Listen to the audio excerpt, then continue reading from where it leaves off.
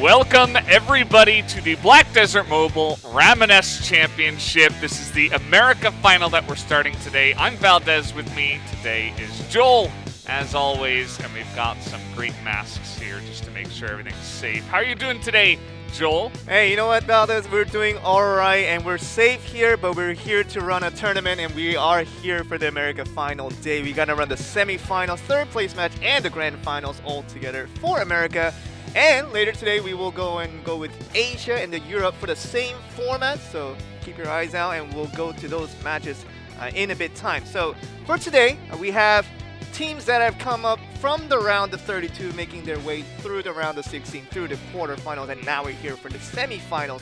4 teams that have really ousted themselves in this very different format than we usually have when we come to the format of the tournament, where we usually had the CP-based tournament, where if you have the stronger character within the game, that does help you elevate your playing field. But now, this time around, why are we going with the custom event mode in terms of balancing every one of those stats to make sure everyone plays on an equal playing field, to really focus on the strategies of the teams and the individual mechanics. And these are things that are very much emphasized. That's how it works. So it really works out of how that works for all of us, and we're trying to see which of the 4 teams will work out today to make sure we get the best team come out as champions. Yeah, I like the new changes that we have made here at the Ramoness Championship. I think it's a bit more of an even playing field, perhaps, so that's pretty cool. And, of course, we will get to see some of that play in just a bit, but we do have some overviews and stuff like that to go into first as well. So whenever that's ready, we can get that up here. But yeah, I do like the new format, and I'm really excited for the American Finals. Anything you're expecting big from any of these teams in this one? Yeah, of course we'll go to the 4 teams that will show up in the matchups, but yeah, I do have some teams that have performed a lot better than others, but there's always room for really upsets and really for surprises that we have yet to see so far. So we'll go to those teams in a bit. If we can go to the overview, I'm sure we'll get to look at our 4 teams for the first time. Yeah, and of course, we'll have to wait until that overview is ready, I suppose, before we do hop over to that one. But yeah, it's going to be a good day. We have a lot of Ramoness to play today because we're doing it all in one day, so it's a little bit different from what we have done in other seasons. But we're going to have America, Asia, and Europe to play today, and so it'll be pretty cool once we do get into all of that. Yeah, so I think we're ready to actually get into the overview, so if we can just call it to it, let's go to the overview and see exactly what that's all about. So we have the prize pool here, as we know, $50,000 prize pool, this one being the different one when it comes to our previous tournaments in the past, when it was all about just earning a lot of pearls, but this time around, it is all about that money. Yeah, there's a lot of money to be won, and of course, as I always like to mention, everybody gets the black-caped puppy, and that's very important. You got to make sure you get that puppy. Everybody that's made it here to the semifinals, to the top 4, will be able to pick that up, so that's very nice. But obviously, as you mentioned, lots of money this time around. We even have the individual awards, the MVP and the Dominator for the highest average points in the games, and that will be awarded at the end of the entire day. So a nice little extra $200 to pick up potentially. Yeah, so we will pick out the MVP per region, and that's going to be important for individual performance that carries your team to the most potential success of each individual team. But he's talking about the Dominator Award. This will be awarded at the end of today when we went all the way from America, Asia, and Europe. And we will go to that final part of the day where we look at the points per game. Where each game you will record a certain amount of points, and the one player that recorded the highest amount of points at the end, that pretty much contributes to the majority of how your team finds success in this tournament, and that will decide whether you will get the Dominator Award, and it can happen from any region, so we'll kind of stay tuned for that to see who wins that one. Yeah, it'll be pretty cool to see. I think there's a lot of potential for players to try to, show up big and try to win those extra awards. So it'll be pretty cool to see who does stand out. But we've taken a look here at the prize pools and, of course, all that fantastic money. But we can move on to, of course, the rules here. It will be semifinals and third place match, so those will be best of 5, just like we've always done. And then the finals will be the best of 7 format. And, of course, we have the new map coming in here as well for this season. Yeah, I mean, if you weren't just watched this from Season 2, we only went through a 1-map format. Playing in the Temple Raiders. But we do have a new map, as you say, Valdez, Keeper of the Relics, where it's a lot more open of a field, where it's really focused on this one neutral objective called the Ballista. And those will be defensive to your needs, but also holding a lot of points that the opponents can gain once they choose to destroy it. So we'll talk about the strategy once we get into the games, of course, but it really will be about whether they decide to take it early or late. That really can change the point swing. That will decide the match for sure. But at the game 5 for best of 5 and game 7 for the best of 7, it will be randomized as to which map we will play on to decide the fate of the winners. Yeah, which is pretty cool. I mean, you got to be good at both maps, which is very obvious by this format, and also by the fact that you don't know what it's going to be for the last one as well. So you got to make sure you're just as good at both maps. And of course, we do have a timeout for each round. So basically, throughout the best of 5, you get one chance to take a timeout. You can switch to a different class. We'll see if anyone actually does that. We're not expecting it too much, but that option is there available. Yeah, the timeout can be used for various purposes. You will be allowed 5 minutes once you do call a timeout, and we will be notified of that. And as you say, you can choose to switch to different classes for your teammates, but a lot of the times, as we experienced from round 16 and quarterfinals and onwards, most of the teams have used timeouts to take a few minutes to discuss their strategies, to discuss what kind of reflect on the previous games to see what's the best way forward. But we might just be able to experience our first class changes through this tournament, but we'll have to wait to see about that. Yeah, so we went through the rules. Here is today's matchup. So this is what you guys should know. We've got 4 teams here, of course, Guide to Slaughter, Victorious Secret, Some, and etc., and LSD. And so 4 strong teams that have made it all the way through the entire tournament to make it to today, the America Final. Yeah, and just taking a comparison of this, not Season 3, but BRC's match table that we have here compared to our BDM WC that we had a while back with Season 1 and Season 2. You might see familiar names, and that's an important point to make because our Season 1 and Season 2 were heavily based on CP. So the stronger characters that you had, a lot of the controversies that went around it is that if you just had stronger characters, you would likely make it up to the latter parts of the tournament and eventually win the championship. But we see similar names here again. You see Slaughter Roy, Too Much, and Big Guide to Slaughter being the champions of Season 2, coming back into BRC as the top 4 team, and on their right they have X-Light, a very well-renowned player individually of understanding how to play this Ramoness so effectively and being able to control the map wherever he is. These guys are back to really show that doesn't matter if the CP is balanced or not. Doesn't matter if everything is balanced out, that they're on an equal playing field. They still have the understanding and the strategizing to get themselves into this top 4, and that does prove a large point. Yeah, it's really cool to see. Just that these players have continued playing and practicing, and they have made it to the finals once again. So here are the 2 teams that we are going to have for the first semifinals.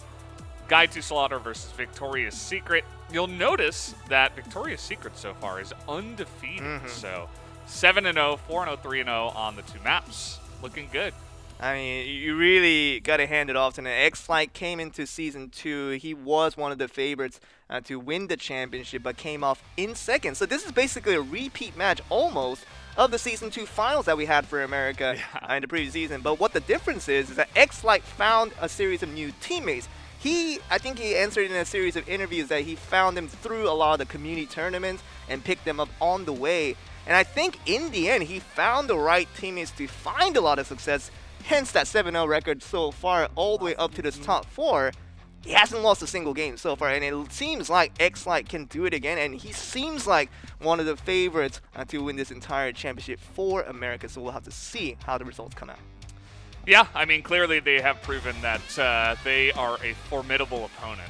So we'll see if Guy to Slaughter have any luck against them today. But guys, we do have the first game ready to go, so let's hop into the Ramoness Championship right now.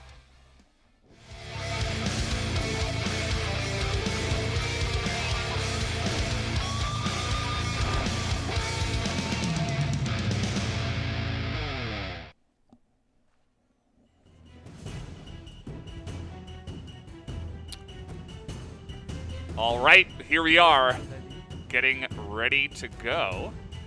Just about hopping into the game. Of course, Temple Raiders will be our first map. Just a few minutes to discuss final bits of strategies, and you see that X-Light holding his giant broadsword. He's ready to go. I guarantee you X-Light himself really wants redemption after that Season 2 loss to Guide to Slaughter. It's a rematch, and I feel like this semifinals might as well be another finals matchup because of how competitive this can be. Guide to Slaughter doesn't look like the favorites here. They have lost a few games coming up to this, so this round of 4, the semifinals, we'll see how this pans out.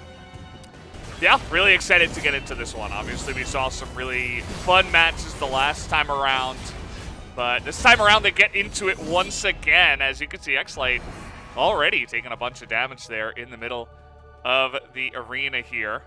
Does find a heal artifact to get himself back up to relative safety, and he does get the kill onto Slaughterroy. Yeah, just chase him down, having a little bit of help there from his teammates. They were able to isolate him and pick up that kill. So a nice little lead here starting off, as actually already coming out here. Yeah, too much picking up that lightning, getting a lot of damage onto his Venini, and he does get the kill, but they need a lot more from this early start. They really want to feed off of the success they can get from Temple Raiders, because their better map for the majority of the tournament has been this map specifically. So if they go to the second map and find themselves struggling, they will look back to see if they can find a little more success into this specific map, Temple Raiders in this game 1. A good start is exactly what Guide to Slaughter will be looking for. Yeah, absolutely. You got to get started off on the right foot against a team this strong as well. Too much gets stunned up and actually taken down there. So nice little kill. He's going to be back in. You can see Pancata. He has picked up a lot of these points for his team, but also a lot of the damage. So he'd like to try to heal up here in just a bit. Looks like they're taking a slight lead so far. You can see that even with the low HP, they are still being aggressive and going out, chasing the opponents one by one. And Big Guy, he does hold the majority of the points with 13 and seems to be the main target for the Reds. We'll see if this pans out, but as we say, Pancata is pretty low on HP. He does have to be careful to not lose a significant chunk of his points. Yeah, okay, coming out here with the lightning, it looks like Big Guy trying to find some of his enemies here that are pretty low, but not quite able to do too much of that actually in the meantime. Okay, finally Pancata is going to go down. They're looking to take him out. That is a big kill, so a very slight 1-point lead. A bit of damage being done to the Lagos right now from the side of X-Light. They're trying to get on in there, and Lagos just about to go down, and it will go to Guy to Slaughter as they do pick that up and get the lightning. So ton of points now into Big Guy, and this is pretty early on. I mean, we've still got a minute left as they're still going to be fighting here. Yeah, sure thing. 1 minute is plenty of time for the Reds to turn things back around to their favor. And Pancata dying is not going to help that cause, but X-Light, Isvanini, and Pancata all together has to go and chase down Big Guy, especially. Just getting a kill on this man alone will allow for a big point swing, but it seems like the control is being established by Guide Slaughter, and it seems like they will be the favorites to win Game 1. Yeah, Big Guy handling his lead really well, just creating a lot of space. He's buying a lot of time. You can see they're trying to hunt him down right now, and he is actually taking a lot of damage here. The rest of his team is as well. We've still got 20 seconds. Slaughterroy going to be taken down. And Big Guy desperate to get out, but X-Light is going to take him out just barely. It's about too much. Can he survive for the last 5 seconds? That's going to be the question here. It's pretty close. He's just trying to roll and get away from this one, and it looks like he will just barely survive. So nice win. to start things off for the side of Guy 2 Slaughter, but, you know, they got that Lagos pretty early and was looking a little bit shaky as a couple of their members were taken out. Yeah, the early game wasn't as confident for Guy 2 Slaughter trying to figure out their opponents, and it did take some time to get that done. But once they got the Lagos, that confidence shot up really good. And now they're into this game too, giving away the first loss over to Victoria's Secret for the entire tournament. Now they've experienced their first loss. How are they going to bounce back from this in this best of 5? Game 2 will be all the more important because it is the stronger map for Victoria's Secret. Can they get the victory to try to retaliate this cost? Yeah, absolutely. I mean, the round of 32, the round of 16 and 8, they're all different compared to playing against, you know, Guy 2 Slaughter. Definitely a really strong team and a big opponent. So now going on to the map that, of course, Guy 2 Slaughter has not had as much success on. You thinking maybe we can tie this up? And you know what it is, though? Guy 2 Slaughter has that confidence because they beat X-Lite last season, and there's no reason for them to tell themselves that they can't do it again. Yeah, well, looking forward to getting into that next match and seeing actually who's going to be able to take it. Was pretty close. I think it really did come down to that Lagos kill, but other than that going the way of Guy 2 Slaughter, it did feel like a lot of the game was a bit controlled by the side of X-Lite's team. And it's important to really say that the game 1, we did see a very early rush towards Lago from Guy 2 Slaughter. Eventually, they got control of it at the end. And it was to the fault a little bit towards Victoria's Secret to really say that they could have defended it a little bit better and to not let Lagos go as early as it did. And of course, they had the minute to come back from it, but it's just really tough when you lose a big Lagos like that when it was very close match throughout the early match. Yeah, for sure. So anyway, guys, we do have game 2 ready to go. Let's hop into it right now.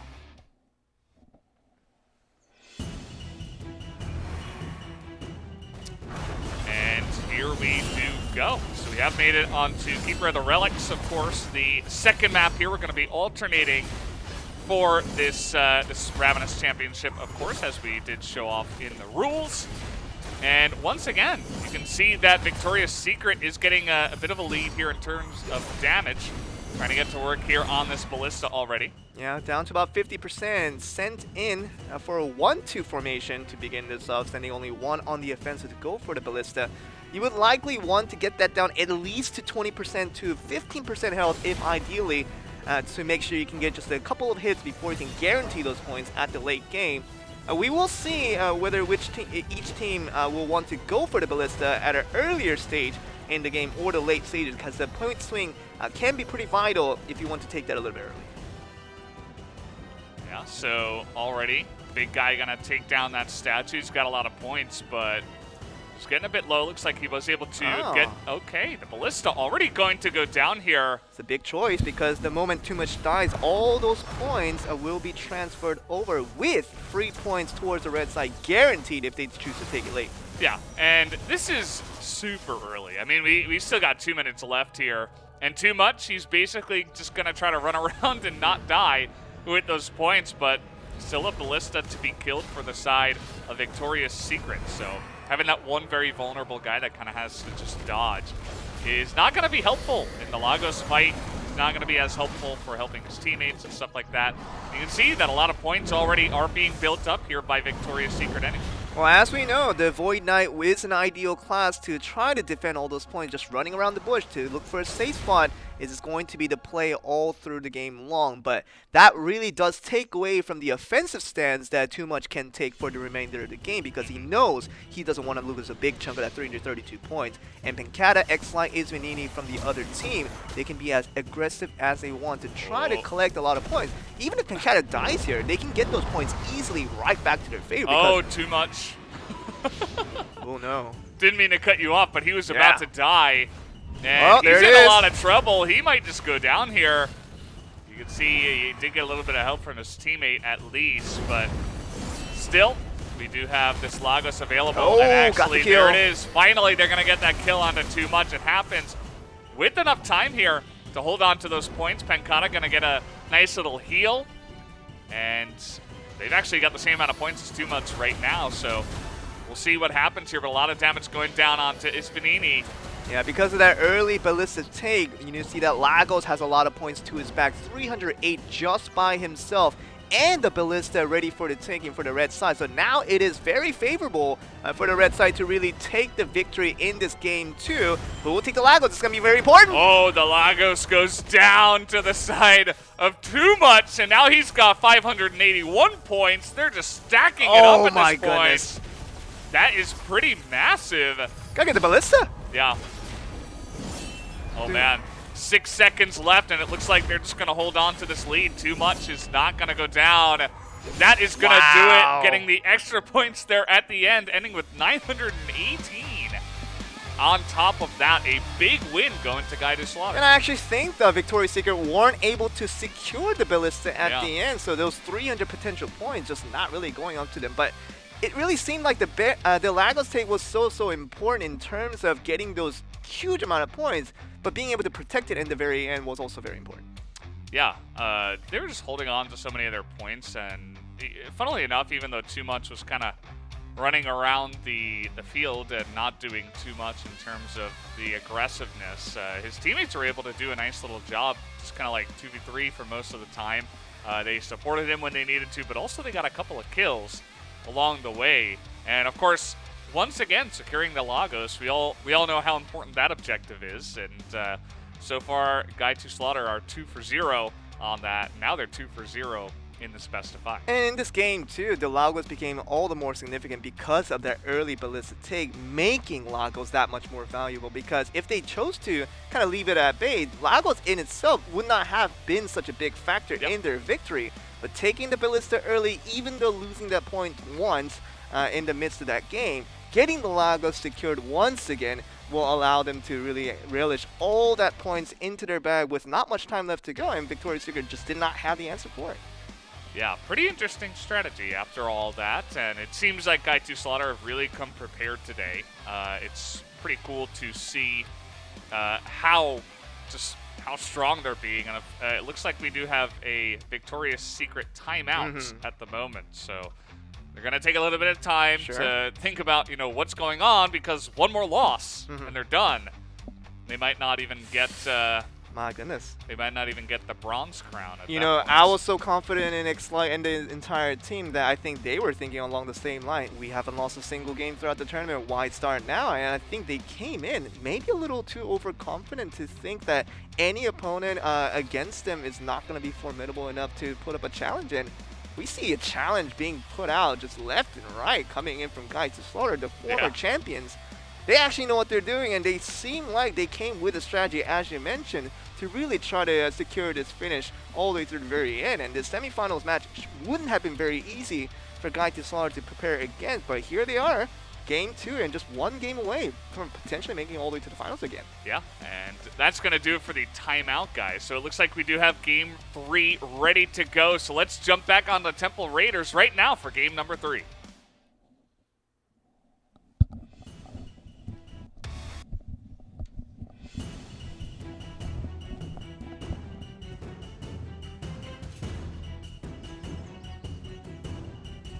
And there we go. Fight. Let's jump into this right now. And so much on the line now. X-Light and his team, Victoria's Secret, they need to get this win to keep this best of 5 going. But so far it has been all the Guy to Slaughter show. Wow, look at that damage from the early get-go. Yeah, already getting in their face. Not wasting any time with that one. You can see that Guy to Slaughter just going to come in here and try to spread out a little bit more. Whereas Victoria's Secret were kind of grouped up there on the side together. Yeah, as we saw from game 1, Victoria's Secret does not back down from Temple Raiders in the early game. They want to go up in your face and put in the damage as they're doing now. And it seems like it's going to be a repeat of game 1, where this early game complete smother against their opponent team. Yeah, I mean, they have that going for them. If they can just roll that into some more objectives, some more orbs, some more everything, that would be much better for their team. But we'll see if they can keep it up here from this, as they are going to also take out Too Much. So really getting a lot of these early kills for their team. As taking a look at the monument, it is going to go over to the side of X-Light. So even some more points for the side of Victoria's Secret. Yeah, for how the game looks visually, you see that Victoria's Secret getting all these kills, getting all the points swing, but you gotta understand that this difference that we have with Temple Raiders versus the other map of the Keeper of the Relics is that the point swing is not as significant as the other map. You might see 2 points, 3 points going up to the other team, but it's not 50, 100 points that you see from the Ballista map. And that's what you'll have to see. Just consistent overflow and just understanding the control of the map is the key to winning Temple Raiders. And we'll see if Xli and the team can do that, because they are on the winning end so far, but that 35-60 can be overturned quite quickly. Well, let's see how this Lagos goes. As you can see, that guy to Slaughter trying to come in here and take it away. Oh and they my. will do it again. Too much is going to take down the Lagos. And there's a minute 20 left, so there's, you know, some more time, or less time rather than game number 1, where they had to run away for quite a long time. And you can see even coming in with the Lightning, they're getting a lot of more points on their side. Things are looking good once again here for Guide to Slaughter. 3 in a row in this series, getting the Lagos with all 3 games a crucial deciding point for this blue side. And you see that Xli and Pencata trying to go for too much, the Golden Goblin that you really want to kill at this point, but time is running out, Val. There's only 46 seconds left to go.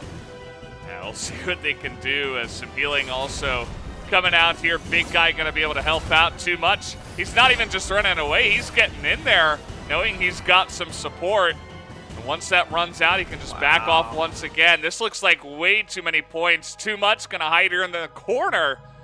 And I don't blame him. He wants to hold on to those points, but big guy, he's got a lot as well. Getting pretty low. Not going to be enough. They need to get to too much. Yeah. 53 points. That's where you really want to target. 15 seconds is enough time if they can find him. They need both, I think. There it is. They're going to look here for Slaughterroy as well. He's getting pretty low. Oh, my. X-Light also a bit low, but still looking for the kills. They know Oh, they need it. As so 2 close. seconds, 1 second, but it is not enough time. As we do have Guide to Slaughter winning game number 3 and taking the 3-0 in our first semifinal. You know, I would like to call this an upset, but it seemed like they were the better team for all 3 games. Really well prepared to understand how the opponent team plays. And really, I believe throughout this 1 week they had to prepare for this final day. Lagos' last hits, I think that was one of the top priorities that we saw from Guide to Slaughter. Really paid off. 3 games in a row where really the Lagos take was the deciding factors in terms of understanding how they got this victory, a complete sweep over the undefeated Victoria's Secret. Yeah, they obviously showed high priority on taking the big objectives. We saw the early Ballista giving the Lagos extra points. They take the Lagos, which is a great strategy we saw on Keeper of the Relics. And it's not only about taking that objective, but then also, you know, how do you hold on to those points and, you know, eke out the win after getting the objective. So even though it seemed like Victoria's Secret had a bit of better skirmishing power, you know, some of their fights, you know, 3-on-3 were a little bit better, but that was not the name of the game here for Guide to Slaughter, and their strategy turned out to be the better one, so you got to give them props for that. Just really all the credits out into the world for all the doubters, including myself, thinking that the Guide to Slaughter was going to be the weaker team out of this matchup. 3-0 heading into the finals, and a Season 3 repeat of their previous season performance. I don't know. I think it's actually going to happen in BRC, our first rendition of this tournament. We might just get the American champions to easily be now called Guide to Slaughter after a pretty successful run. Yeah, I think when you go 3-0 in a semifinal against another team that we all know is super strong is a great indicator that they could be the best team in all of the Americas finals. So looking forward to seeing who they go up against. Obviously, you guys can see here that they will advance on to the final match, and that will be up against one of either Some and Etc. or LSD. So, wow, just sweep. Easy win there for Guide to Slaughter. A pretty convincing performance for them, but we do have the other side of the bracket that looks just as tough. Ramoness looking like one of the best tournaments in the tournament so far. LSD has been a little bit of surprise on how they advance towards each round, but we'll have to see the other side of the semifinals in a bit to really find out how the matchup's going to look like for the finals. Yeah, so I believe, guys, we are going to take a little bit of a break, and when we do come back, we will get on to the second semifinals of the America Finals, so don't go anywhere. We'll be right back.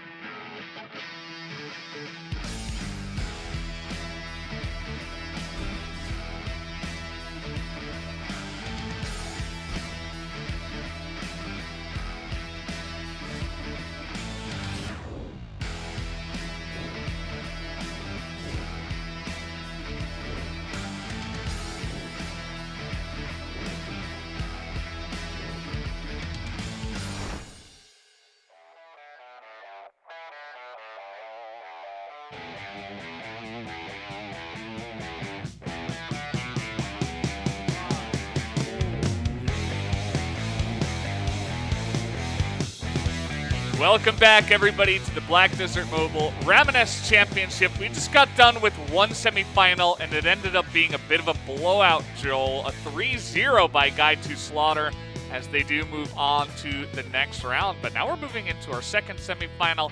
Ramoness up against LSD. How are you feeling about this one, Joel? I mean, former champs going into the finals, and they will be expecting an opponent of formidability and just see exactly who that's going to be. We have LSD versus Ramoness. These two teams, they do have different stories coming back and forth. Ramoness, they are more of a familiar faces when they have participated in previous Ramoness tournaments, and they found a lot of success. And even one of the players, Sia, has been known to be very talented individually, so we'll see how that pans out for him and his team. But the other side, with LSD, there are majority of the new faces when it comes to this competitive Ramoness lineup. They have obviously participated in community tournaments hosted by a lot of our users, but in this official settings, this is our first time seeing them on this semifinals matchup, and we will see if LSD, these three players, have what it takes to understand how to cope with the nervousness that comes with live events, and see if they can really outdo themselves to make it into the finals to go up against Guide to Slaughter. Yeah, obviously a pretty big task, but we'll see who does make it through at the end of the day. Of course, here is our bracket that we did see before. It is Guide to Slaughter making it over Victoria's Secret in a 3-0 summon, etc. up against LSD here. So Psalm, Sia, an unknown force up against Sylvana, L Squared, and DU. And yeah, really excited for this one. We'll see who is going to move up into the finals. Obviously, a lot on the line here, Joel. Yeah, both teams, it wasn't easy sailing for either side to make it up to this top four. Ramoness with a 7-2 record, 78% win rate. With 4-0 on Tempo Raiders, that's a big stat that we want to focus on. Their Tempo Raiders has been flawless so far. Keeper of the Relics is where they sort of struggle, so they want to maintain a high win rate in this series for Tempo Raiders and try to eke out at least a win or two for the Keeper of the Relics, and they should be good to go. But LSD, their struggle was actually from the Tempo Raiders, so this is really opposing in terms of the stats when we compare. LSD, if they get a win from Ramoness, from Tempo Raiders, that's a good sign because their confidence in Keeper of the Relics is at an all-time high coming into this tournament. Yeah, and you'll also notice that we did have some different compositions there. Obviously, the Invoker coming out to Phantasma on the opposite side, so we'll see a little bit of a different showing potentially here with the different compositions we have. But guys, game number one is ready right now. Let's jump on the Tempo Raiders for that first matchup.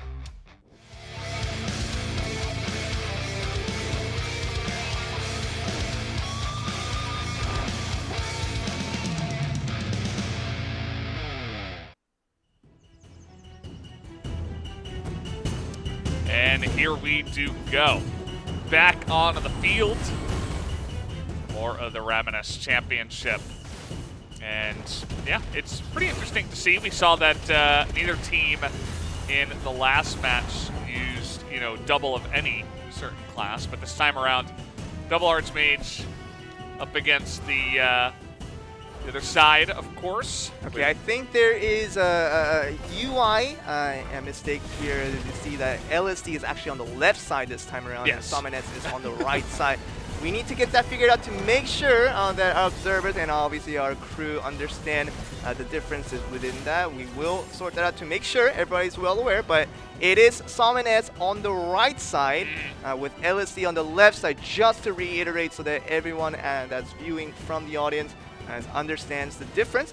But as you mentioned, the Invoker coming from Sia, that has been sort of the niche pick that has proven to be a lot of success for this team coming forward. We know the Archmages are very strong, but that Invoker has been sort of that unknown factor that's coming from the other side and not really knowing how to deal with it for most teams. And it's found them a lot of success so far. So we'll see how this works out for this semifinals.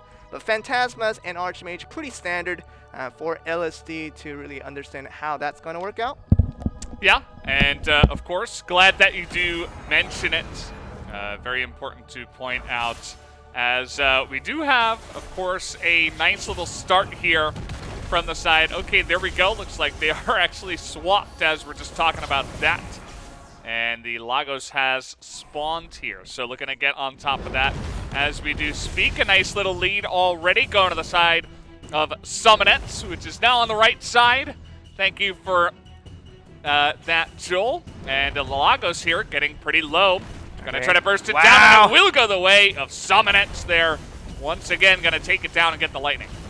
Gonna get a lot of kills here. Triple kill all the way done. Sia taking the money, taking all those points in 55 with 1 minute and 15 left to go. 104 to 22 is a big deficit in Tempo Raiders that you do not want to take away. And as we kind of expected, the strong confidence from Sia and his side in this specific map comes through once again, and they will look like the favorites to win Game 1 going into Game 2 to see how the Keeper of the Relics will play out for both sides. Yep, we'll see how this one finishes off. You can see that unknown force. He's being chased down here, but not actually. Okay, as I say that, caster cursing him, he does go down. It was pretty low, but again, some healing coming out here from the side of Sia. Doesn't look like he's going to be going down anytime soon. Some extra points picked up with the statue going down. Salm able to pick that one up. And with only 30 seconds left, this is looking like a pretty big blowout to start the first game here on Temple Raiders. Not much of a match or an opposition being put up here by LSD. Yeah, we know that LAC has always been struggling to get the victories in Temple Raiders, but as you mentioned from the beginning of this stream about this, that you need to be successful on both maps to be a championship team, and LSD having their woes in this first map proves themselves once again. They are the weaker side coming into this one. They really need to seek redemption in Game 2 for the Keeper of the Relics, because that game was convincingly went over to the side of Sia. Very convincing. I mean, just really one-sided. It's very different from what we saw in the first semifinals, where like some of the skirmishing power went to the side of Victoria's Secret and stuff like that. And this time around, it was everything. You know, the early skirmishes, the early objectives, the Lagos, the later skirmishing and objectives, everything pretty much going the way of Salm and Etz. So pretty good stuff from them here to start us off. Early game looked very good for Ramoness. Late game looked very good for Ramoness, and they understand how to control this map, and they've done so starting from the earlier parts of Ramoness tournaments when we had only this map to play with, and they definitely found a mastery and understanding of how this map works to their favor. So this Game 2 has been challenging for Ramoness relatively because they haven't won as many matches on it. And I think this is a chance for LSD to really find a comeback in this series, to kind of go with their confidence that they have on this Keeper of the Relics and to see if they can eke out a victory to get the series back to even. Yeah, it's like you said, one team is really strong on one map, the other team really strong on the other. We could have, back and forth, and then maybe see who gets the random map in Game 5. That would be nice. I don't want to see another, smashing 3-0, as exciting as that was for Guide to Slaughter. Would like to see this be a little bit even, and we'll see if LSD can come up with anything here in this next one. Yeah, it's interesting to see, understanding how the Invoker makes the difference. People are going to always talk about the two Archmages. That's just so strong. You can always make yourself invincible. And that does have a point, but it really, I think the Invoker is always being taken out of the conversation as to being a really contributing factor in terms of getting the victory for this specific team. And they've proven so far, from round of 32, round of 16, all the way to the quarterfinals, Sia on that Invoker has proven to be a lot more contributable compared to the two Archmages in many moments. And you really got to keep your eyes on this Invoker to see how much contribution that he can put in once again on this matchup, to see if he will make it to the grand finals of things. But LSC, of all things, they have a pretty standard comp, 2 Phantasmas with 1 Archmage. It is solid, and you can really work around it very, very effectively, but they need to find that key, and they really need to find an edge over the other team very, very soon here. Yep, so far haven't seen it, but we'll see what happens as we do go on to Keeper of the Relics here for the second map. Let's hop into that right now.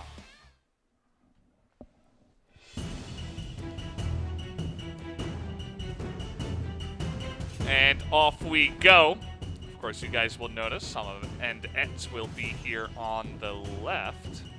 As it was meant to be. Yeah. So they are at a 1-0 advantage so far. And oh, I think we're back on Temporators. I think we might have to call a rematch on this one. So if our observers can hear us right now, we have to go to Game 2 on the new map. Just by the tournament rules, we have to make sure we can skip this game. I think we have to go to Game 2, make a rematch to make sure we can play on the Keeper of the Relics. Yeah, that would be important. And of course, it looks like kind of just, you know, hanging out here, not fighting too much. Maybe the players know it as well.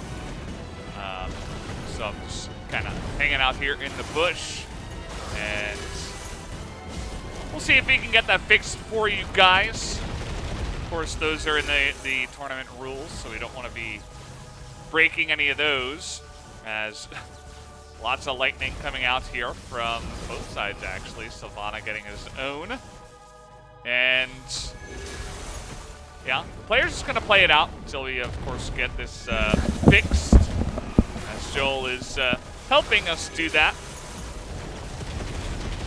To make sure, it's Mike's back on, but yeah, just running back and forth just to make sure this game does go as appropriate. So this game officially will not count. We will go to a rematch. The observer settings need to be set on the second map, and we will get that done. Likely, we might just see a surrender from either side to make sure we can process through this as fast as we can. But yep, so Game 2, waiting for it once again.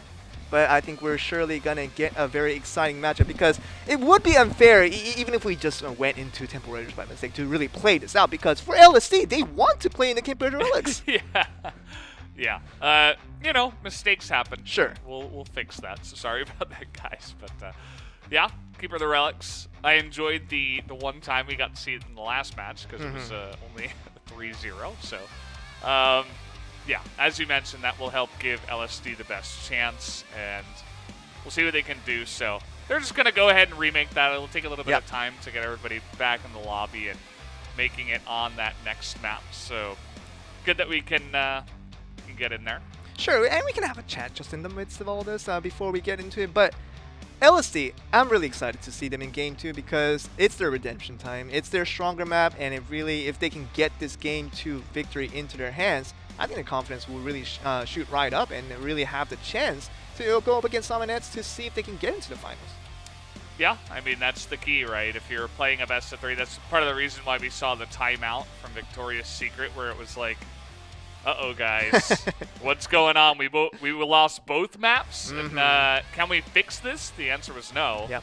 As actually Game 3 itself was also a bit one-sided to the side of Guy 2 Slaughter, so this will also give the teams a little bit more time to say, like, hey, you know, what's going on here? Because the players were playing on that Temple Raiders, it looked like it was pretty even. I didn't notice, you know, either team getting a big lead from what I could tell. Of course, yeah. We were always communicating with the players on the live situations to make sure they know what the situation is for all the players. They're not just watching this broadcast to see what's going on. But we do have personnel obviously communicating with the players directly to make sure they're fully aware of the things that are going on. So we will, as we remind you guys, repeat Game 2 on the correct map.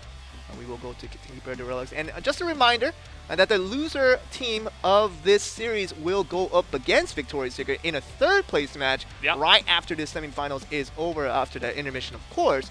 But yeah, we're really excited to see which teams will be going against each other to close out today's America Finals Day.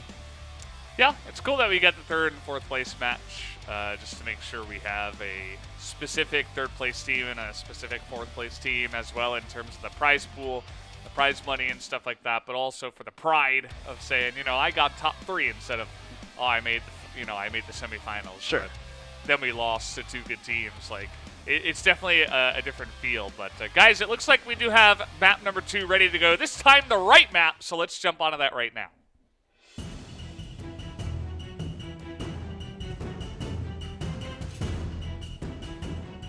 And I'm sure that LSD has been eagerly awaiting this moment. They know that Game 1 wasn't the strong point for them, but Game 2, this is their time to shine. This is their time to prove themselves. This understanding of this match specifically has been proven throughout the tournament. Just needs to do it again. Yeah. It'll be interesting to see what kind of strategies they use out here. Obviously, we saw Guy 2 Slaughter just zerging down the ballista and actually, forcing it down extremely early and then just holding on to that so that they could also snipe a very large Lagos on top of that. And we even saw Victoria's Secret actually fail to take down the enemy ballista. So that's a couple of strategic things that I would like to see, what these two teams are going to do on this map this time around. And make sure we take down the ballista as well and not miss it like Victoria's Secret. Yeah, but to put it fairly, for that first game in this series, I would have to say Ramoness did not get the victory just off of the Lagos kill. I think their victory was well handed to them way before that. But as you did say, the emphasis not really on Lagos on Game 1. Game 2 could be very different, especially if one of the two teams decide to take the ballista early, pre-Lagos launch. So we'll have to see exactly what the strategizing is, what their mindset is, and understanding what they want to go with, how they want to approach this map in this game number 2. Yeah, well, for right now, it looks like just, going in there, fighting it out. It looks like the Lagos now has spawned, but still a pretty nice little lead here for the side of Ramoness when they're just skirmishing. So another good sign for this team. Wow, that's really early, though. Lagos take? Yeah, they're going for the Lagos take. Who's going to get it? This time around, it will go to the side of LSD. So a little bit of a change up here. They have got that that boost from the Lagos. Will feel a little bit different from the way some of the other games went. So finally taking one back is LSD.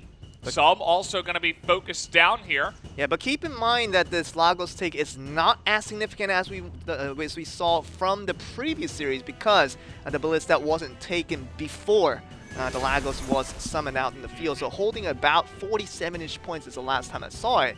That's the amount of points that you're going to take instead of 300 plus points that we saw from the previous series.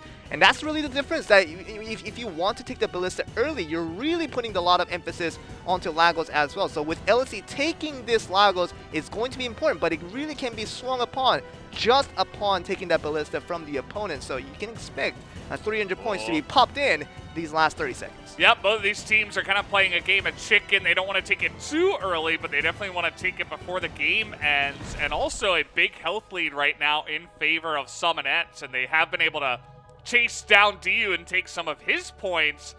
We'll see what they can do with 20 seconds left here as a lot of the members on the side of LSD kind of just trying to survive here. They do have a nice little lead with only 15 seconds left. There you go. Are the two ballistas. But now, can any kills be secured here at the last moment? 4:45. Just needs L one squared. kill onto L squared. They got it! They got it with 3 seconds left. That is so huge. And that is going to change the way this game goes. As there it is, another big victory for Ramoness. It was so close. They almost lost that, but they got the win in the end. Hey, you know what? I think they got a little bit nervous at the end. They really need to be able to protect all the teammates separately, but they were all running around one by one and became easy targets for L squared to be dying off at the last crucial seconds to swing off just enough points for Ramoness to get another victory. Now this game 2 victory wasn't as convincing, but on a difficult map that they have experienced so far through the tournament, Ramoness gets a victory, and now this game 3 back on Temple Raiders. Yeah. It's really expected that they will be the teams to go into the finals. Yeah, I mean, sometimes you go to semis and both semis are a blowout, and that makes the finals more interesting because it's like, oh, both these teams are so strong, right? So could definitely happen. As you mentioned, the map switches are really interesting, and different teams are strong on different maps here. So, cool to see that they were able to win both of them as were Guy 2 Slaughter. And now we do have timeouts available. I haven't gotten any word about, of course, if either team, if LSD wants to use a timeout, potentially change anything up or just talk about some stuff. But I haven't heard anything, so it looks like maybe not. Yeah, I think we just might go into Game 3, but LSD, I guess we're ready. It seems like we got the confirmation from a producer that both teams are ready to go. Yeah, so the game is ready, guys. Let's jump back onto Temple Raiders for what could be the final match of this semifinals.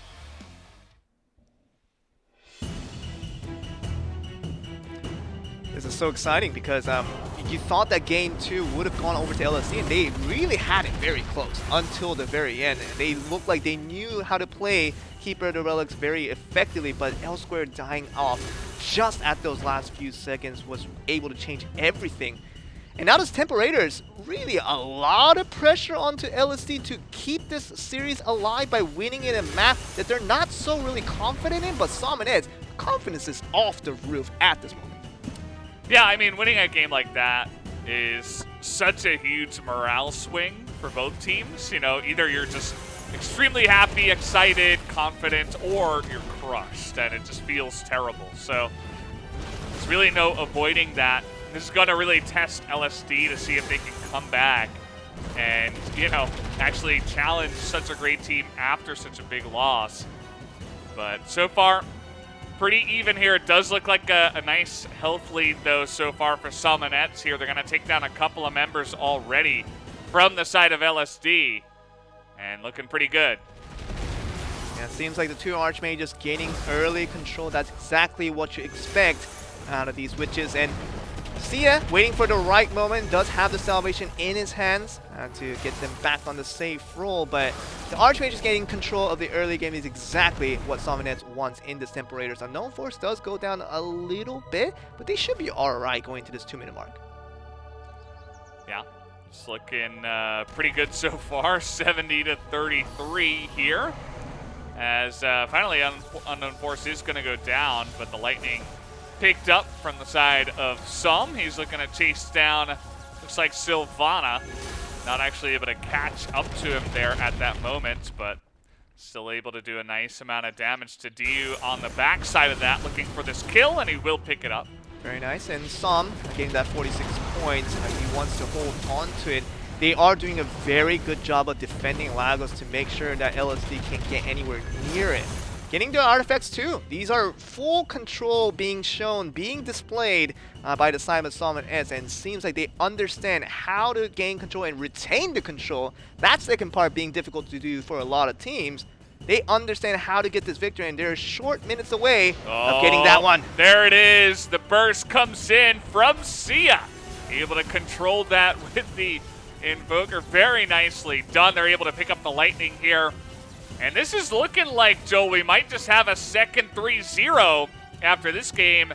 This map here, Temple Raiders, the second time we're here in this semifinal, looking even more one-sided than the first time. I mean, game 2 for Ramoness, they did look a little shaky every now and then, especially during the mid-game, but in this map specifically, I don't know if there's any team in America that can defeat Ramoness without question. They look so confident, and they understand every aspect of this map, and Sia coming there for the end game is exactly what you'd expect for a team filled with Archmages getting the early control, and Invoker coming for that last strike, getting the Lagos, and it seems like they will be able to hold on to all these points. Yeah, clearly a strong composition and a team that is incredibly strong as well. 182-38 in that last map, as they will move on to the finals with a big 3-0 victory once again in our second semifinal. Absolutely built for success, and I told you that Ramoness looked like one of the stronger teams coming into this semifinals, and they proved that with a 3-0 victory on this semifinals.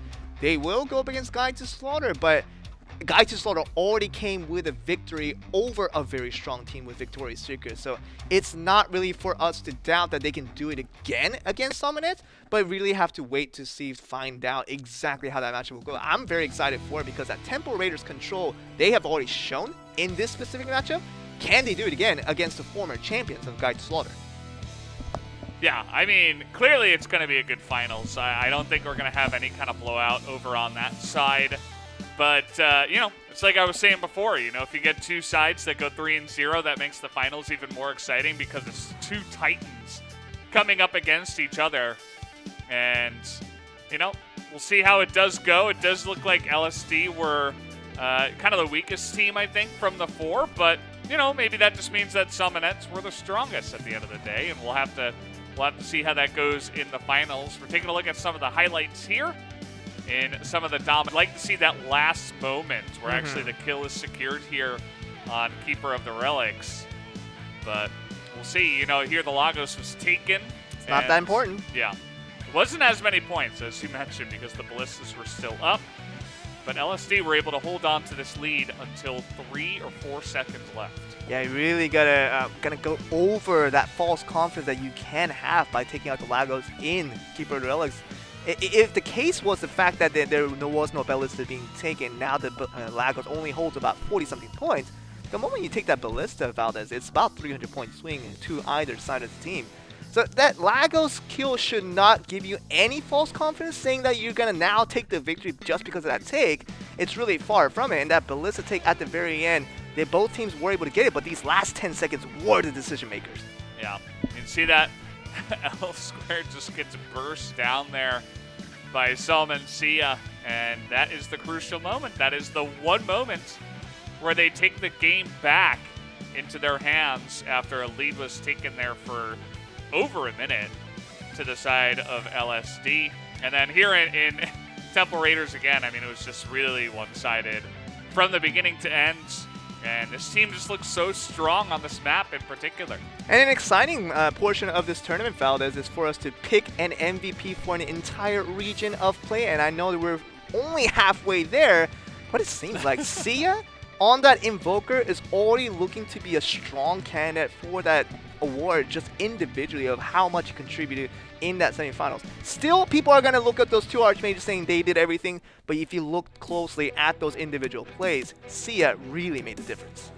Of course, a huge game changer for the side of Summon, etc. They will be moving up against Guide to Slaughter in the finals, but first we will have a 3rd and 4th place match that will be taking place between Victoria's Secret and LSD. And excited for that one as well. I want to see if, LSD can overcome kind of getting crushed. And also the same for Victoria's Secret, as they both took 0-3s. And that'll be really cool to watch. It's quite an exciting matchup, but we'll have to go to the 3rd place match first to see if we can get any redemption for either side who did not come out victorious in the losers bracket of things. So we'll go to the 3rd place match after an intermission. But I'm very excited for it, Valdez. I'm getting ready to go into it. Yeah, we'll see how that match does go. First, guys, we'll take a quick commercial break. When we do come back, that 3rd and 4th place match coming right out.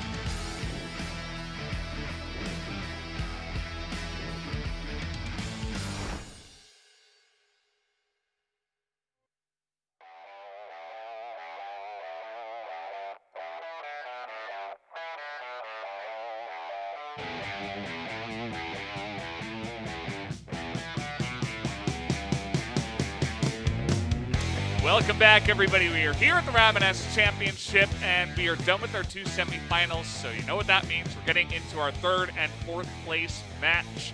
It will be, of course, Victoria's Secret up against LSD, and these are 2 teams that got kind of crushed in the semifinals. There's no getting around that. Couple of 3-0s, and I'm not really sure what to expect from here. Joel, what do you think? I mean, you gotta take into the data that was mined before this semifinals began, and Victoria's Secret, they were not the team that was supposed to be here. I mean, they were the team that many looked up to being a finalist team, let alone being a championship team was a lot of people's expectations. And it's understandable that Guide to Slaughter just really prepped their way forward to go up against Victoria's Secret and to get a 3-0 victory as they did in that fashion. But we come into this 3rd place match looking like Victoria's Secret. Did they just underperform in the semifinals to get to this point? If that's the case, they can redeem themselves in this matchup. But as you say, LSD, we just haven't seen enough from them. Temple Raiders, relatively weaker performances that we've seen from them compared to the other teams. But their second map, the Keeper of the Relics, looked very, very good. They only lost it in the last few seconds of it, things. So if you look at these two matchups, composition-wise, they are pretty standard Phantasma Archmage all around, with X-Like as the Berserker to control the field. He did that for game 1 just a little bit in the early game. Then he lost it after the Lagos takes and all those things, but it really has to be a redemption matchup for Victorious Secret. They are expected to become victorious here, but at the same time, LSD, they just need to prove a lot more for us, especially in this game 1, to see how they can do in Temporators, to see what they're made of. For sure, and we'll have to see what happens, guys, but we do have game number 1 ready to go, so let's hop back onto Temple Raiders for this first map.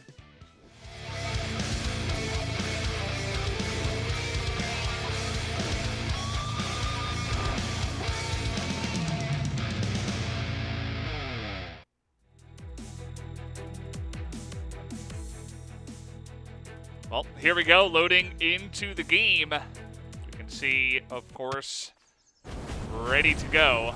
X-Light coming out here.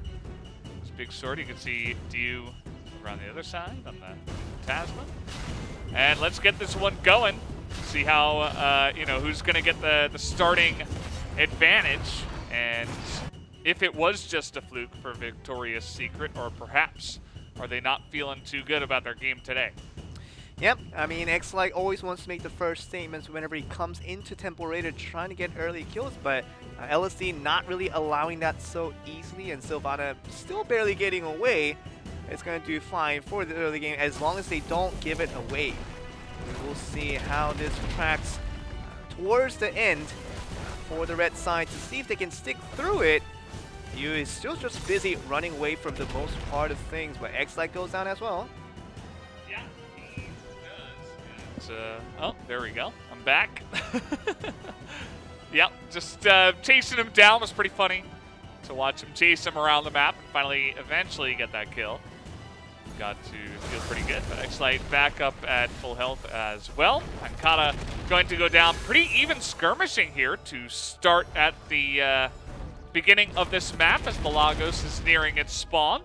Yeah, the dilemma for Victorious Secret, as you do say, has to be around Lagos, because it's fair to say in the semifinals, their 3 losses that they had to concede consecutively was mainly due to Lagos. That neutral objective that holds a lot of points, especially in Game 2, when the Ballista was taken early, giving Lagos that much more value. Having lost 3 Lagos in a row in the semifinals would have been a painful memory for X-Light and the boys to deal with.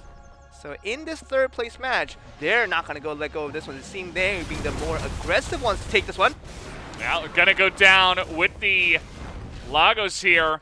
Does look like, of course, Bankata able to do a nice job and is going to take out a bunch of the enemy team on top of that. So also, as well, getting fully healed. So nice little win there for the side of Victorious Secret, but the game is not over yet. They're looking in really good control at this moment of time, as the statue, though, is going to go the way of LSD. We'll see if they can come back in this one. Yeah, I mean, this is officially their first take of the Lagos in this final day for America. Victorious Secret, they need to be careful here. Pankata holding that 58 points. The moment he loses that, it is game over for this game 1. Oh, LSD? Yeah, he's going to be taken out. LSD clapping back here really strong.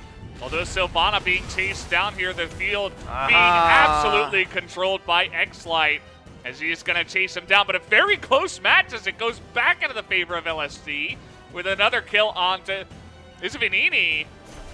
As going in now, 99 to 81, 20 seconds left. DU just trying to run away. That's the one. DU has to be the one to survive through the majority of this, and they will be all right. But X-Like is not going to let the chase go off so easily. Oh, man. Another kill there going to the side of DU as he picks up X-Light. Wow. Yeah, and 8 seconds left. DU just going to totally control this map. And will take down all the kills. There you have it. LSD going to take game number 1 here. And this is on a map that they were not exactly having a good enough time on in the past, but they do it here. Technically, if you put it into just strictly records, Victorious Secret has not lost any maps before coming into the semifinals. And they were really good in Temple Raiders. They were very convincing. Each round they convinced against the other team.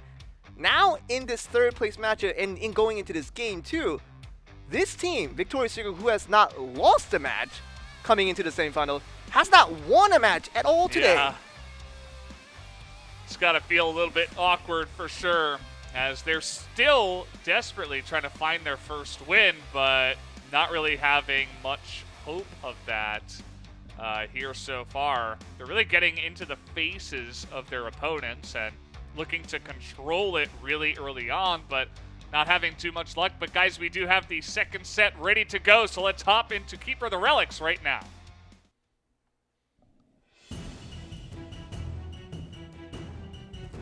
And need to remind you that LSD is the stronger team on this specific map. They have found a lot of success in the past, and they looked good even against the team they lost against with Ramoness up until that last few seconds that they did swing away the points from. It is important to see that LSD picking up the first win today, and especially in Temple Raiders. That's an important one to keep our records on. And this game too, on the Keeper of the Relics, Tio, Sylvana, and L Square, can they show the same amount of composure that they did in this game number 1 to see if they can pick out the second win to get them closer to winning that third place for America. Yeah, will be interesting to see how this one does come out. Nice couple of kills going the way of Victoria's Secret. Actually, X-Light going to be able to pick up those final kills and even get healed up to full. So a nice little buffer to start off with them. It does look like both teams have taken the ballistas a little bit low, but not you know, going for the kills just yet or anything like that before the Lagos, like we saw from Guide to Slaughter. Yeah, I mean, that play that we saw from Guide to Slaughter in our first series in game number 2 was a risky one, because taking the ballista that early really allows the opponent to have multiple opportunities to swing back in their favor. But being able to maintain their advantage throughout the match in that game 2, shown by Guide to Slaughter, was a prime example of how to be aggressive yet maintain that advantage until the very end. But it seems like neither side is really going to go for the early ballista, so this Lagos spawn, only holding about 39 to 40 points, is not going to be the deciding factor of this game. Nope, absolutely not. Looks like, though, X-Light and team going to get to work on to that objective anyway. You know, you can get a nice buffer if you get it on top of the one that you have already, but it is going to go the side of Sylvana, who does take it down. So there you go. Nice little swing back into the side of LSD. And that is what you like to see. Nicely done, Sylvana here at full health as well. And going to get aggressive even with the amount of points he has. Yeah, but just a small reminder that this is exactly of a deja vu from the previous series that LSD faced. They did pick up the baby Lagos holding about 40 points, and they still got that advantage up until the late game, but really didn't matter to the point where they lost a couple of points at the very few seconds remaining was the result of them losing that game too. It very well could happen again, so they really need to make sure they don't keep their hopes up to make sure they can focus all the way to the very end.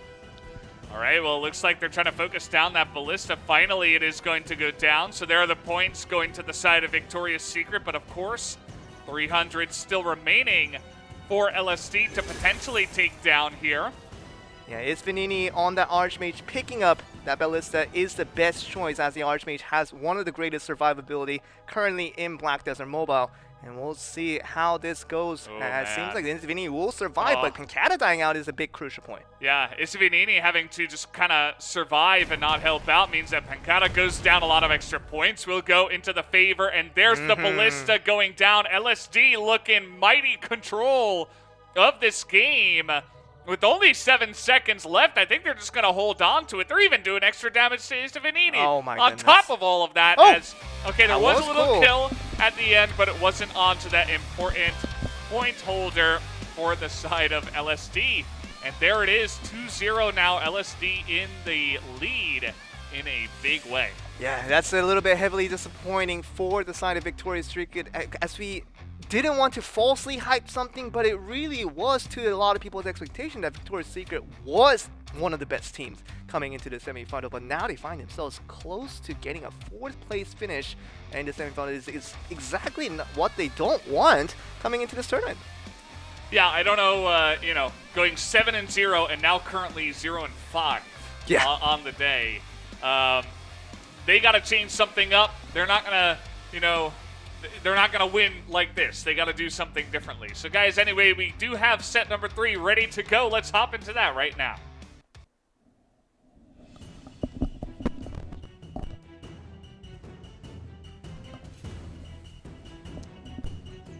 And off to the races once again. 2-0 here. And we'll see. You can see we're watching X-Light.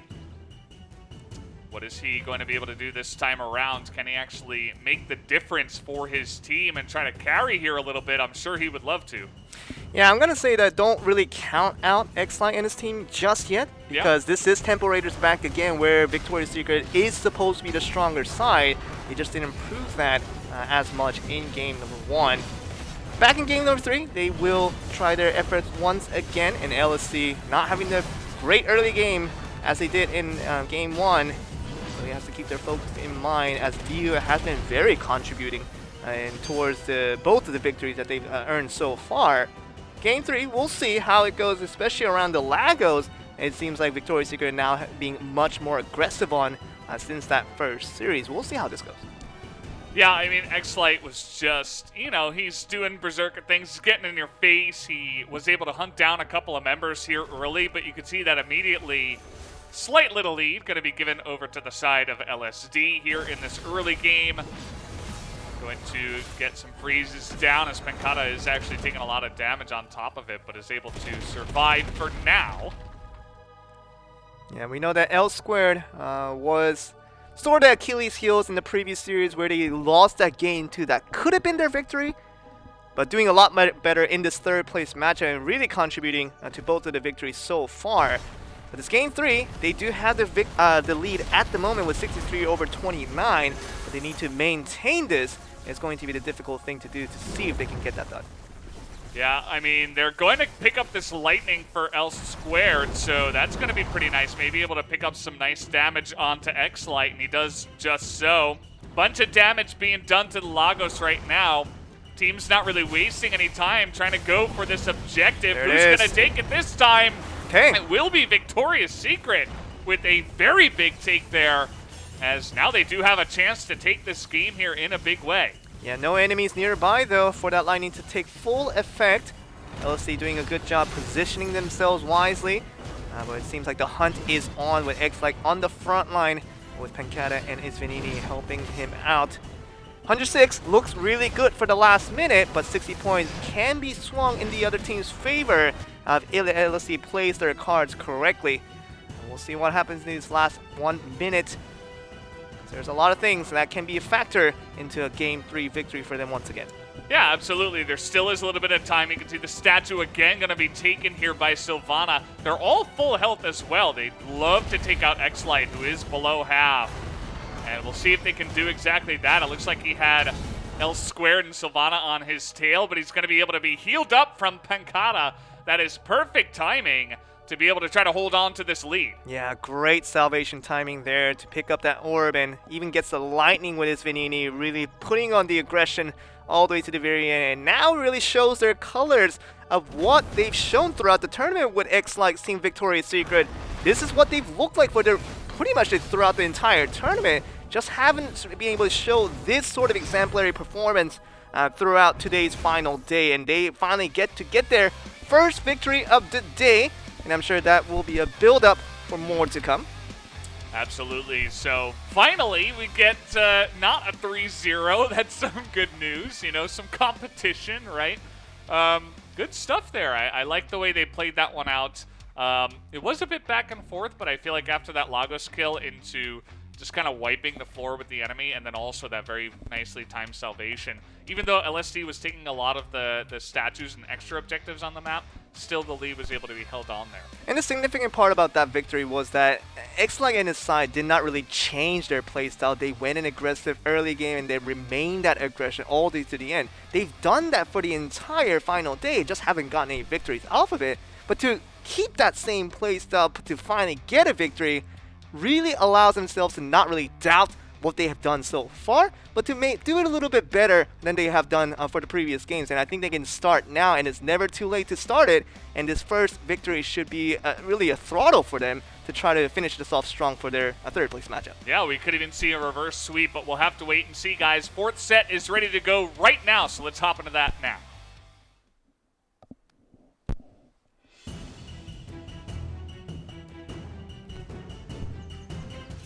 Hopping on to Keeper of the Relics here for the second time in this best of 5. Good to see. X-Light once again. He is he's just that annoying guy that's always going to be on your back, always hunting you down, never giving you any space to work with. And it's been basically his characteristic of how he plays Ramoness. He's gonna go in no matter what. He's just gonna go in up in your face, trying to get those early kills and to really prove a point that we're not gonna back down without a fight. And X-Light does that with aggression, with a lot of confidence. Just haven't resulted to a lot of victories, especially for today. But like I said, this Game 3 victory that they just got from Temple Raiders can be a starting point for them to really try for this reverse sweep that you were talking about this. And it very well could happen as long as they can secure this Keeper of the Relics for the first time. Yeah, it'll be interesting to see how the strategies change up here. For now, they look pretty similar. You know, just get the ballistas a bit low, but don't take them out just yet, and then wait for the later game. Allow the Lagos to, you know, kind of spawn naturally without any, you know, extra points added to him. Yeah, you just don't want to add an extra risk factor when you're taking the ballista early. You're adding on the extra, the deciding factor of Lagos being such of high value. When the Lagos is above 300 points, that just gives another objective for your team or your opponent's team to get the victory over you. So taking the ballista on a late proposition is exactly what you want to do to make sure you can have as much control as you can to maintain a lead if you can get one in the early game, as we see from Victoria's Secret. Yep.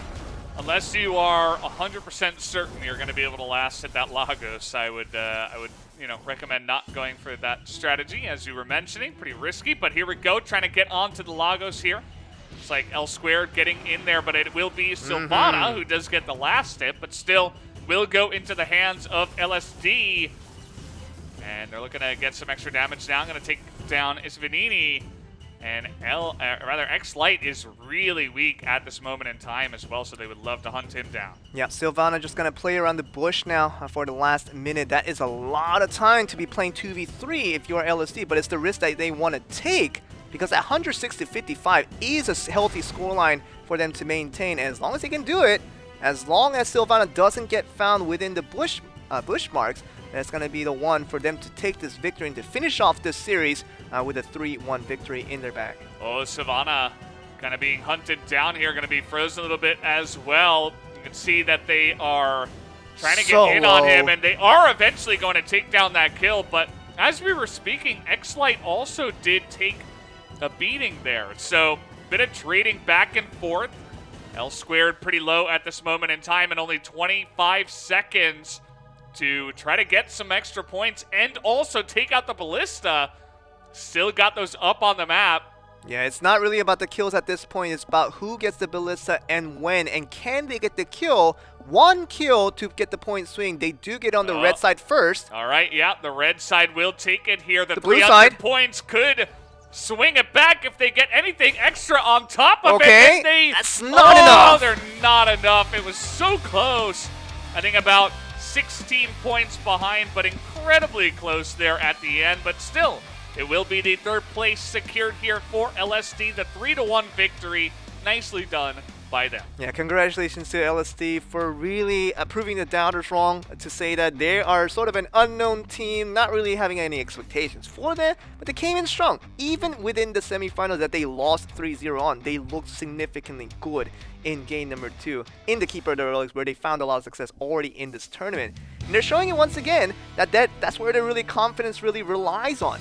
And coming into this next series that we had with the third place matchup, Game 2 they did lose, but Game 4 they looked a lot stronger. And here they are once again, just doing it so well. Diu has been significantly stellar of maintaining the points in the late game. He's done that from Game 1 and Game 2. But it's game 4. It really was a team effort. I thought that Sylvana did really well. I thought L Squared, despite his performances from the semifinals, did much better in this third place match, and I think deserved this victory over a very strong side of Victoria's Secret. Yeah, as you mentioned, it's not all about who's got, the more fans, who's more famous. It's about who shows up on the day. And LSD coming in here and making a name for themselves. Nicely done. We talked about how, taking third place, you can get that bronze crown. You can get the extra money, but also it's about pride, saying, hey, we came in here, we defeated a strong team and in pretty convincing fashion. So props to LSD and congratulations on their big win taking third here. Yeah, I mean, it's a good showing. It really proved that the more prepared you are, it's going to prove you very well for this specific type of tournaments where you only have a couple of matches to decide your fate.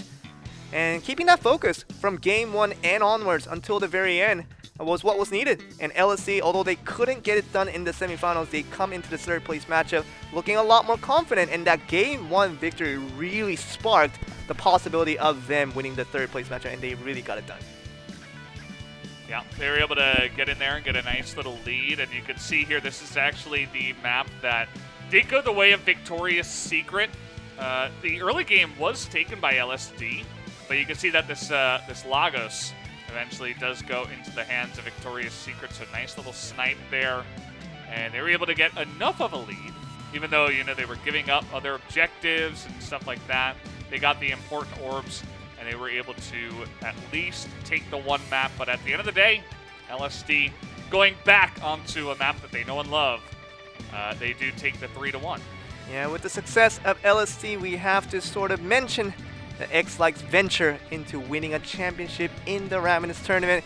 Still hasn't arrived quite yet. Season 2, he was very close at second place.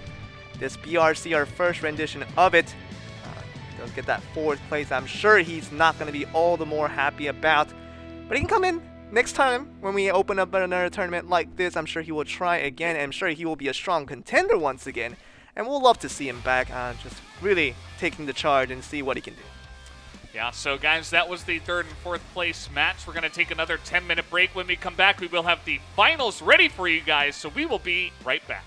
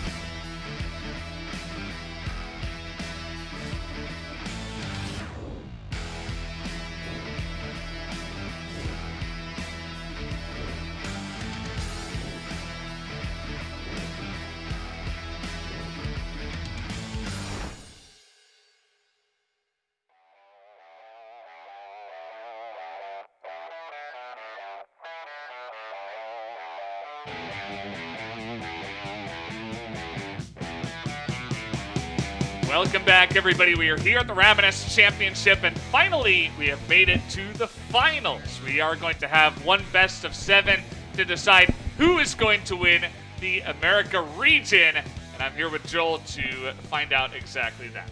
Yep, it's an exciting adventure that we've started from round of 32 with all these teams trying to qualify their way into this top 4, and we have 2 remaining after all of this, and we have Guide to Slaughter, the former champions of Season 2 of BDM WC, coming into this BRC Finals for America, and looking like a very strong contender to go up against another strong team of Ramoness, because this other team that we have not talked enough about.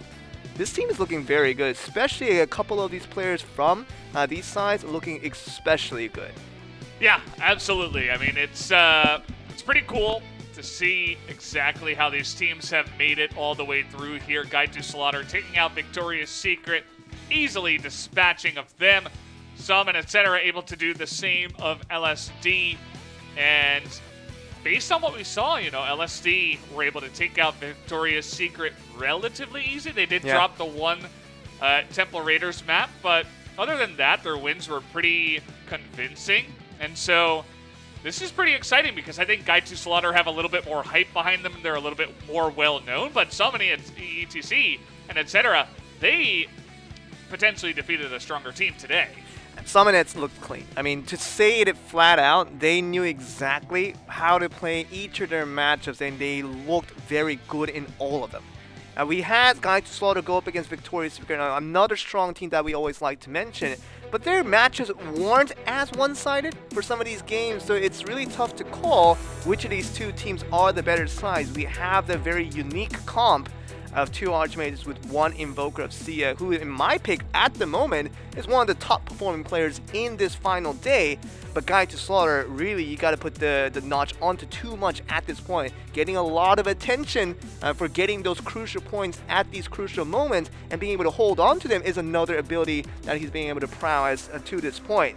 But Guide to Slaughter, they have an interesting story. Even in Season 2, where they became the champions, they prided themselves of being the lowest CP team out of the 4 teams to become the champion. But right now, as CP doesn't matter at all, they're here to prove that it was all skills to begin with.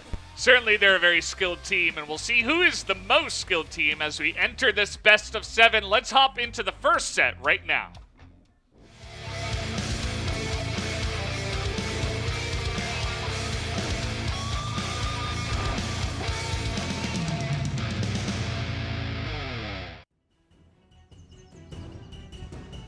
And off we do go. Looks like both teams have loaded on in.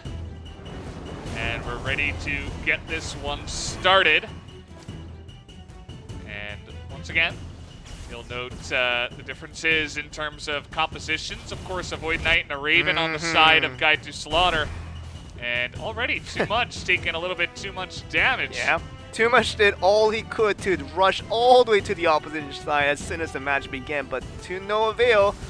Pretty much close to dying out, but Slaughter Roy did have the salvation to barely allow him to survive. But now Sia's going down low.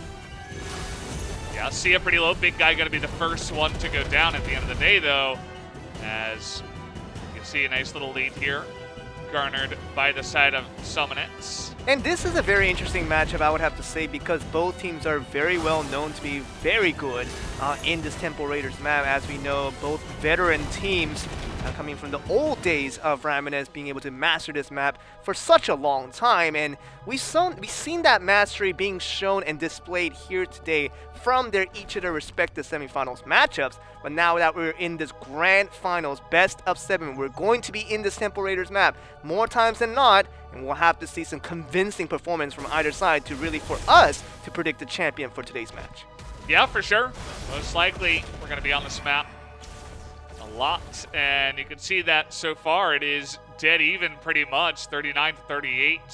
A little bit of extra health being taken away from Sia and Som, but other than that, it really is anyone's map at this point in time. As an extra orb here going to be taken up by Guide to Slaughter, and the Lagos, of course, has spawned. Goodness, big guy is still alive? Is he alive? I guess not. But all that matters is that too much with that Void Knight. he's the one you want to feed your points to, because as a Void Knight, just innately you have the ability to run away and maintain those points and keep them safe about. And you probably wouldn't be surprised for too much to maintain all those 24 points all the way to the very end. But as I say that, he is getting pretty low. He is getting pretty low, and you'll notice that this time around there's a lot less focus on the Lagos early on. They might just look to burst it down here towards the end. There's a lot more focus on trying to eliminate their opponent's burst before getting into any objective play so far. So very different from what we have seen. I really like the idea from Ramoness to really target the Void Knight, trying to take away the points and take him out of the plays as much as possible. But at the same time, Guy to Slaughter being so proactive with Slaughter Roy and Big Guy being able to protect too much for the majority of these interactions. Sia's getting pretty low here. You can see that he was trying to desperately dash through the lightning and get away, and so he has aggressive so far, and he's actually going to get even more points for his team here. But again, he's incredibly low. Has not been taken out just yet. They're looking for him as the Lagos also being chipped away at 20 seconds left. Looking to take down this objective. Who is going to get that last hit? It's a very late Lagos, but it's going to be taken! Taken by Psalm as well. That is so big, as he is going to be able to help out the rest of his team. Too much also going to be taken out here, as he had a lot of points. And with 4 seconds left, it's going to be the victory here on map 1 to Ramoness in a big way. Nicely done. We knew Ramoness was going to be a very strong team coming into this grand final, but against the former champions, they were very convincing. We know that Sia has been a top performing player since this semifinals, but proven once again to collect the big points when it counted, and to be able to survive through most of that interaction was the most important part overall. And too much, he did exactly what he was needed, and basically all that was needed to win the games in the semifinals. But now in this finals, against a much tougher opposition, that same plan is just really not putting them onto veil. So they have to try out something different to see if they can get more victories in Temple Raiders. For sure, and it does feel like a little bit of too much up against Sia at this point in time. I know that there's a couple of members we were discussing for MVP, and once again, that kind of was the way it was going there, as nice help from the teammates that time around for Sia. I mean, he was dashing and dodging around really well, but obviously needed some help from his team, so I'm able to pick up the Lagos at the end was very crucial. And so nicely done as a team as well. And the difference that we mentioned previously before we got into this game 1 was that the semifinals that we saw from both sides, yes, both sides did get a 3-0 victory, but then the quality of how they got the 3-0 victory were vastly different. Ramoness against LSD looked really clean. They looked like they knew why they picked up those victories one by one. Whereas Guy to Slaughter, they have to struggle through a couple moments to go overcome their opponents. And now this is really starting to take shape as to the very confident team of understanding exactly what the result will be based on the plays they make. Ramoness, game 1, looked just as convincing as ever. Absolutely, doing a great job, and we'll see if they can keep it up as second set here is ready to go. Let's hop into it now.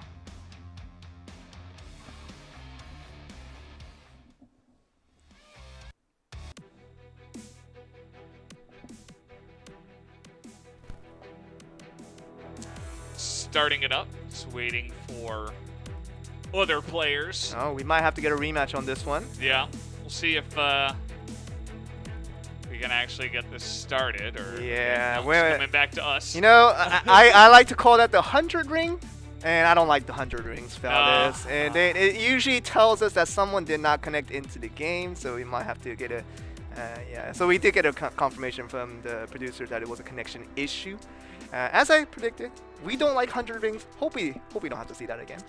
You're very good at predicting this kind of thing, Joel. You're very knowledgeable about your game. That's what I'm saying. We've conducted this tournament starting from round of 32 onwards, and we've been with these players one by one, heard their feedback, heard their comments about how they feel about each and every round.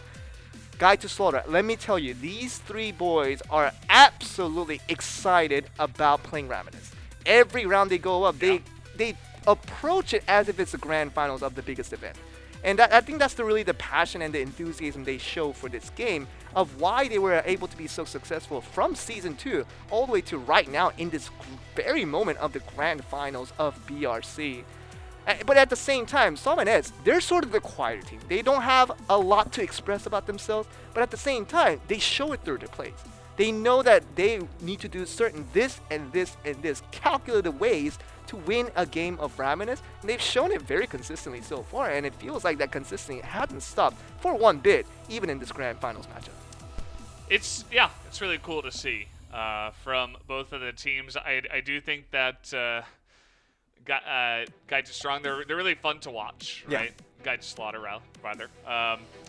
They're just really, energetic team, as you mentioned, whereas Ramoness, they're just really consistent. Yeah, like every game they come out and it's like there are very little mistakes that they're making. Almost mechanic even. Yeah, and their mechanics are insane as well. Now that you mention it, it's like even when Sia was like about to die, he just was so good at holding on to those points, supporting the two Archmages, and just doing a really good job of supporting his team overall.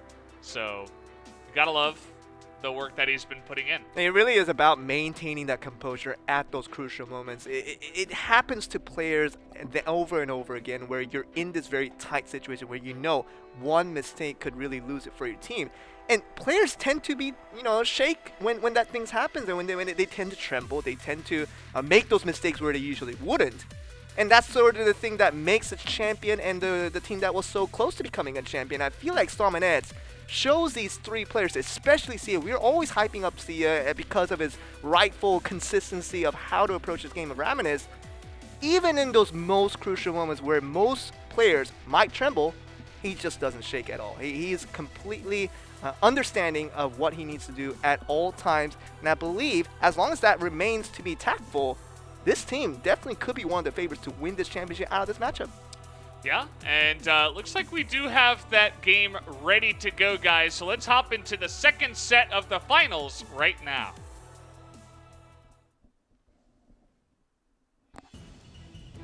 There we are. No more of that 100 ring, Valdez. Yeah, doesn't look like it. And we are, of course, on to Keeper of the Relics once again. So Ballistas, a bit more space to move around, of course. Yeah, it becomes a bigger question with this team, Guide to Slaughter, in their semifinals, taking out the Ballista pre-Lagos, allowing that Lagos to have a bigger proposition for the entire game. And they have shown that they're willing to take the risk because they understand their viability of taking the Lagos when it counts the most. And we might just see that once again, but Ramoness, they're not going to allow that very easily, really bothering them to make sure they can't just single-handedly focus on the Ballista. Yeah, a lot of skirmishing here. You can see that too much. This time around does take too much damage, so he gets very low, but you look at the health bars on the side of Ramoness, they are basically all dead and could just be wiped up here. A lot of them are going to be frozen, actually. Both Sia, I believe, and Som do go down. But as we know, the early game point swings are not that big of a factor when it compares to the end of the game, but Sia just gets away from that. That's incredible. Ballista's down. You can see that Guide to Slaughter do eventually take it out. And that's really interesting. You see that too much, of course, full health.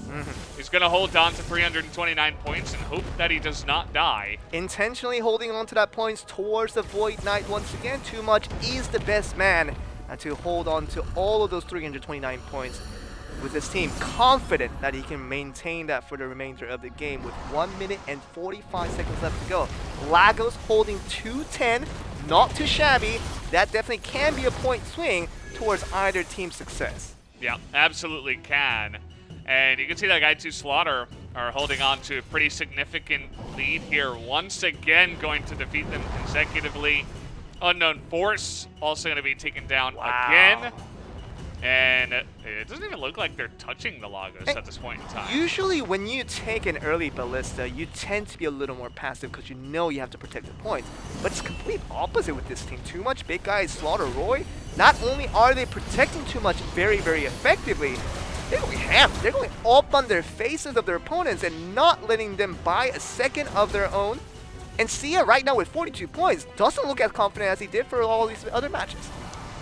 Yeah, he's actually struggling a little bit. You know, he's able to heal up a bit. He's got some points, but not the carry that we have seen. He's able to pick up the salvation here, though. He's holding on to 73 points himself, and they actually were able to take out a bunch of the enemy members, but still too much with 419 points. He's going to take a bit of damage. There's the Lagos. Oh, man.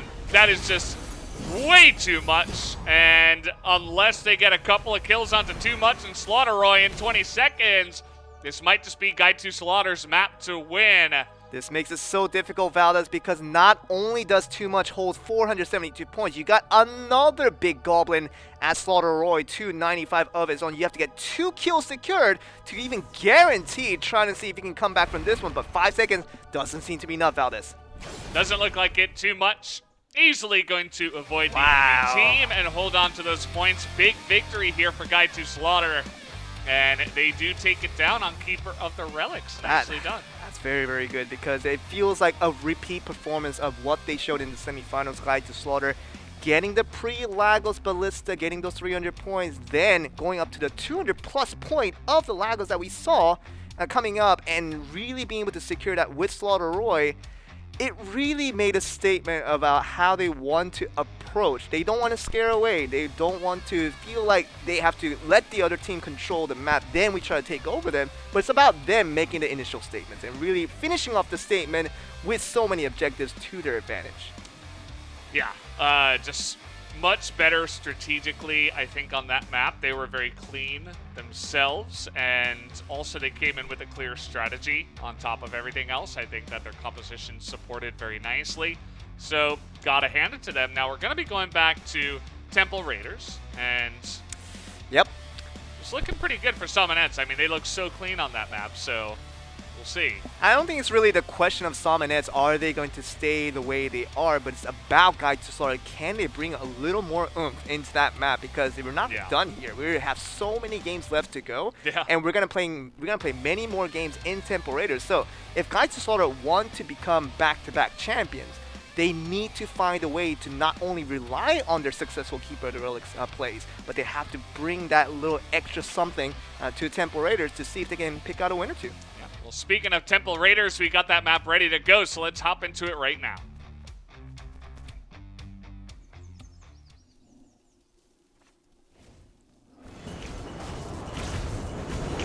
And off we go, of course. Let's see who's going to take a nice little lead in this one. Guide to Slaughter, they didn't show what it took to get that victory in Game 1 on their first meeting in Temple Raiders. We're back for the second attempt at this one. We'll see what happens, because we know Guide to Slaughter wants to be aggressive starting from the get-go, and getting that lightning is a good start. Yeah.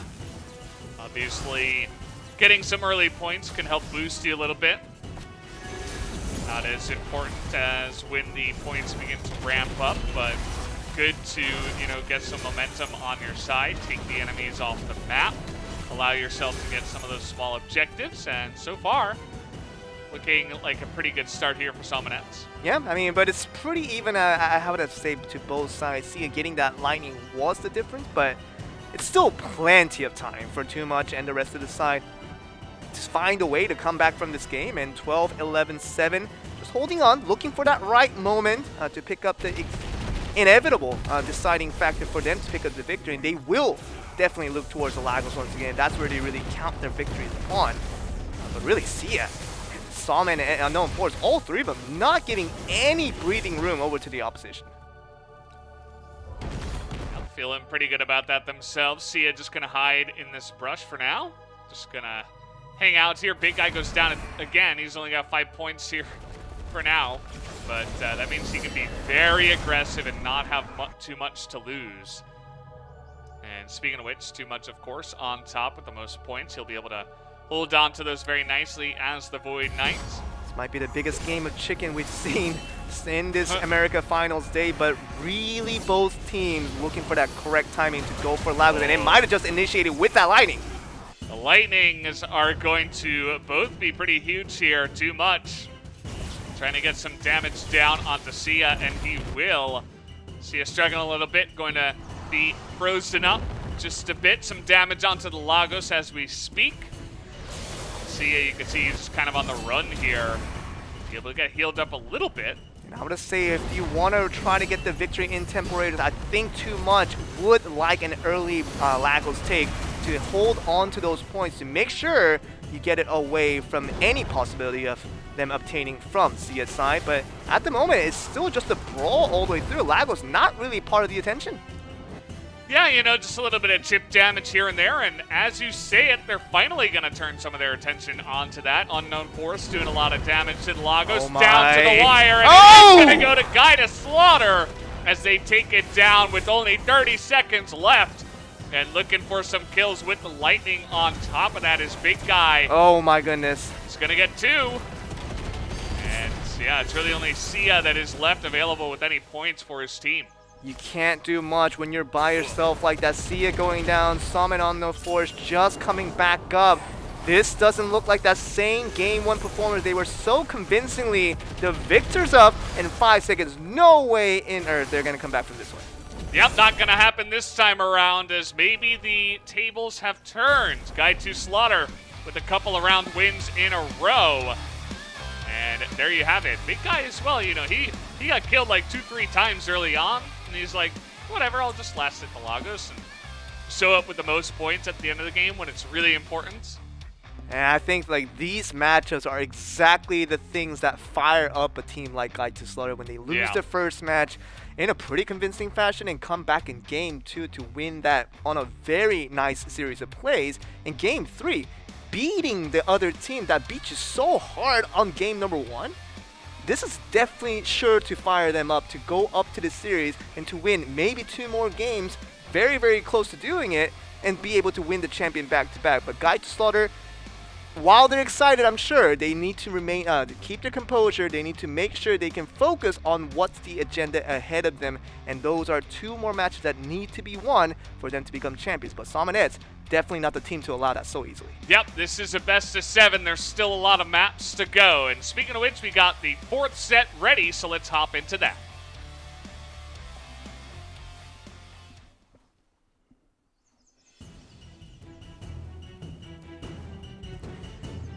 This will be very interesting. I think this will definitely call which team has the decent amount of chance to go for the championship. If Ramoness wins this game in Game 4 on a map that they're relatively weaker on, that definitely puts in a statement that they're not gonna go away without a fight. But Too Much, Big Guy, and Roy, the former champions, if they can get another convincing victory in the Keeper of the Relics, Game 5 will definitely be in their favor. Absolutely. And you can see here that Slaughter, he went in for it, went in for that ballista. They're trying to do a lot of damage to it early here once again.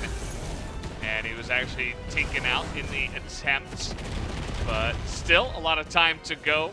Has some skirmishes. You can see Sia's getting low. They're trying to lock him down too much. He's going to be taken out here early. Sia getting low, but will be healed up with some time. Salvation coming through. Still a lot of time for figuring out what the objective is for both sides of plays. Big Guy, Roy, testing multiple things out, but ending up in deaths for majority of it. But even the monument is not really the point of focus here for either side. It's about figuring out the opponents, what they're thinking, and how to really understand the winning factors of how to beat their opposition. And that's the thing they will be figuring out for the next minute or so before the Lagos comes up. But we don't get a pre-Lagos destroying of the ballista this time around, so Lagos are much less of a factor in this game number 4. Yeah, absolutely. And speaking of which, Summonettes are holding on to their lead very nicely here.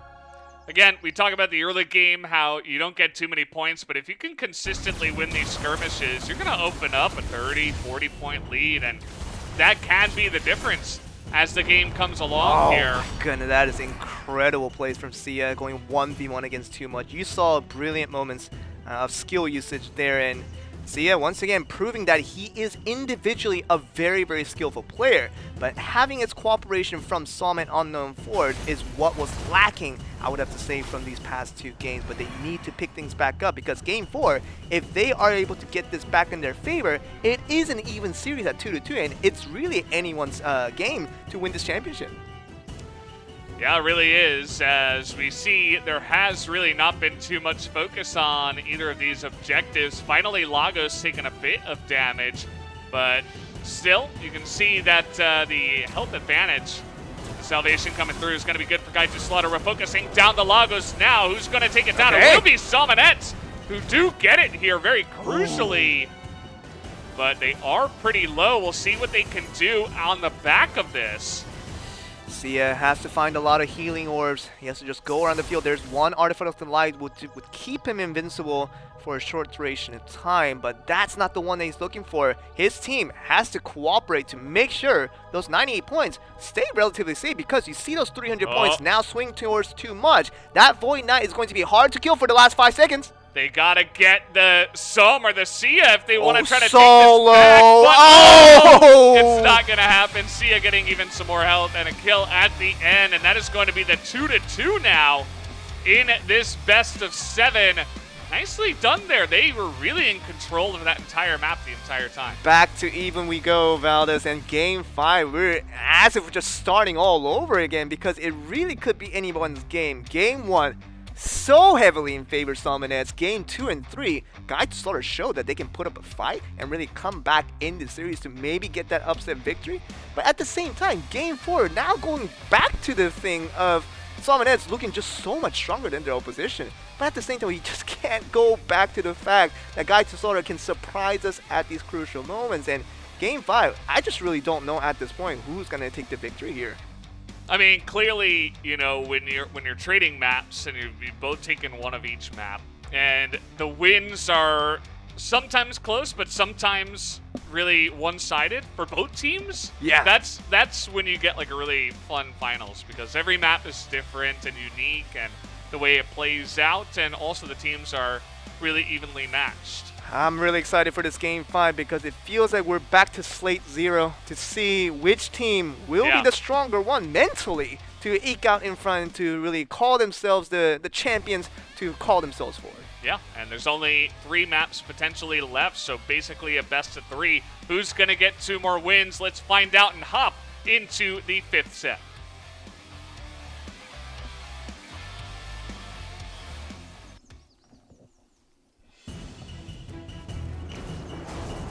And off we go on to, once again, Temple Raiders.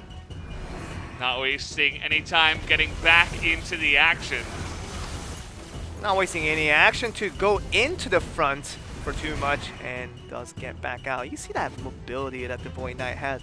That is exactly what that's one of the best strengths that this Void Knight has in this team, because imagine all those points being hoarded over to this one player too much, and being able to protect that is one of the main objectives of this game of Ramoness. It just makes a lot of sense that too much is going to be the center of attention for this team, but also the opposition team, who they have to always think about taking out. Yeah, I mean, it's clear that Void Knight is quite valuable in the Ramoness. Based on what we've seen, the amount of control you can get, the survivability is really, really awesome. And we don't see any of the other teams, actually, here in the America region at least, picking up that Void Knight, but it has been very crucial for too much. Whereas I suppose the same could be said for Sia and his Invoker, doing a nice amount of damage and support for himself. As once again here starting off, it looks like it's pretty even in terms of these early skirmishes.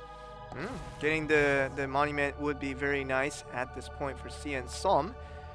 Unknown Force still on that Archmage needs to make a little bit of a more statement. That's exactly what we're looking for all 3 players to contribute to get these series of victories. But right now at 57-30, Ramoness, they feel like they can do it again, but really needs a little more convincing from our part to make sure we can see them be another victor of another game. Yeah, for sure. So Ramoness with a nice little lead here going into the Lagos. Still a minute and a half left. As you can see, they're trying to focus down Sia there on the left side of your screen, but again, that Invoker can be pretty slippery, as although you can see too much, finding the angle onto him there and nearly taking him out. Gets the lightning, and we'll see what he can do with that. There's another lightning right below him as well, so he can proc onto his teammate, which they do. Som and Sia both on that lightning, but traveling sort of the same direction. Is that the best use for the lightning? I'm not sure about this. The answer would be no, but they still are able to at least find Slaughterroy. And now with this nice little lead that they have garnered, even if they do lose to Lagos, it wouldn't be the end of the world. Let's see who is going to pick it up here. Yeah, this actually would be a good timing for the red side to rush Lagos when blue side is really trying to recover from their losses. But now we can see the crucial timing here around the 30-second mark. Really, really close here, as Lagos is going to go the way of Guy to Slaughter, but it's 79 to 78 here. Can that lightning get some damage done? The answer is, I mean, a little bit, but they're not finding any kills just yet. So close, Valdez. Too much holding those points is a safeguard, but at the same time, he gets in there at the perfect timing. He takes out Sia where he had nowhere to go, and there it is. Another couple of kills going to go onto Salmon Unknown. There it is. And that is going to be the victory in Game 5. And now they are on match point after taking that big victory on Temple Raiders. BDMWC Season 2 champions coming into this next season of BRC. They are one game away, Valdez, to calling themselves back-to-back champions. And more of an important note, they will do it in a complete balanced environment where CP has no factor whatsoever. They prided themselves, once again, I need to remind you, they prided themselves over that factor more than the fact that they won the championship. That they were the lowest CP team within the 4 teams to get that done. And if they are to win this one by winning this one more game, they are going to pride themselves for quite a long time. Well, I mean, if you can win on an even playing field, but also at a handicap, I mean, you're obviously the best team, right? And they are so close to calling themselves that as the 6th set is ready to go. Let's jump into it now.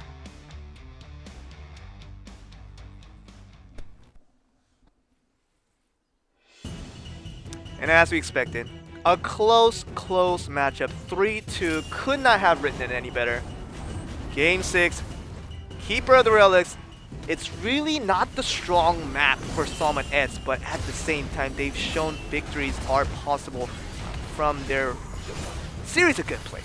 And they've shown it. If they can do it again and bring us to a Game 7, but at this point forward, Guy to Slaughter, they have been so convincing in this map throughout this entire final day that to many people's eyes, it feels like Guy to Slaughter will be the ones to finish off this tournament with a Game 6 victory, with the finals victory, and calling themselves back-to-back champions. But Salmon Eds, they really need to exert as much effort as they can, the amount that they have available at this point, to make sure they can bring this to a Game 7. Yeah, that's really going to be the key, and you can see that at least in this early game, it has been a bit rough for the side of Guy to Slaughter, but they do pick up the salvation, and they're going to take that moment to just go ahead and try to turn the tables, take down the Ballista, take an early lead. Oh, but look at that! Almost dying out. You don't see the Void Knight falling into that danger often, but now just kind of rolling around, just hesitantly getting away from all those attacks. Yeah. Was a little bit of a dicey moment. I mean, if you take the Ballista and you take that risk and then you die, you're just going to be kicking yourself so much. But at least he's able to stay alive in this one, although he does have below half health. And we'll see how he is able to handle it from here as, okay, the rest of his team getting pretty low. Big Guy also going to take the hit as the light will come out here. Well, the objective for Salmon Eds is quite simple at this point. Just go for too much. Don't care if it's the Void Knight. You have to go for it and try to take a chunk of those 323 points that he has in his bag. And the moment they can do that, they have the free Ballista ready to go, and they have the Lagos, which potentially can give more of a point swing. This is the risk they opened themselves up to for Guy to Slaughter, but they have to make sure they can finish off that statement with a guaranteeing of the Lagos and being able to protect the points coming from too much. Yeah, it'll be a big question of if they can actually hunt down too much at any point in this match.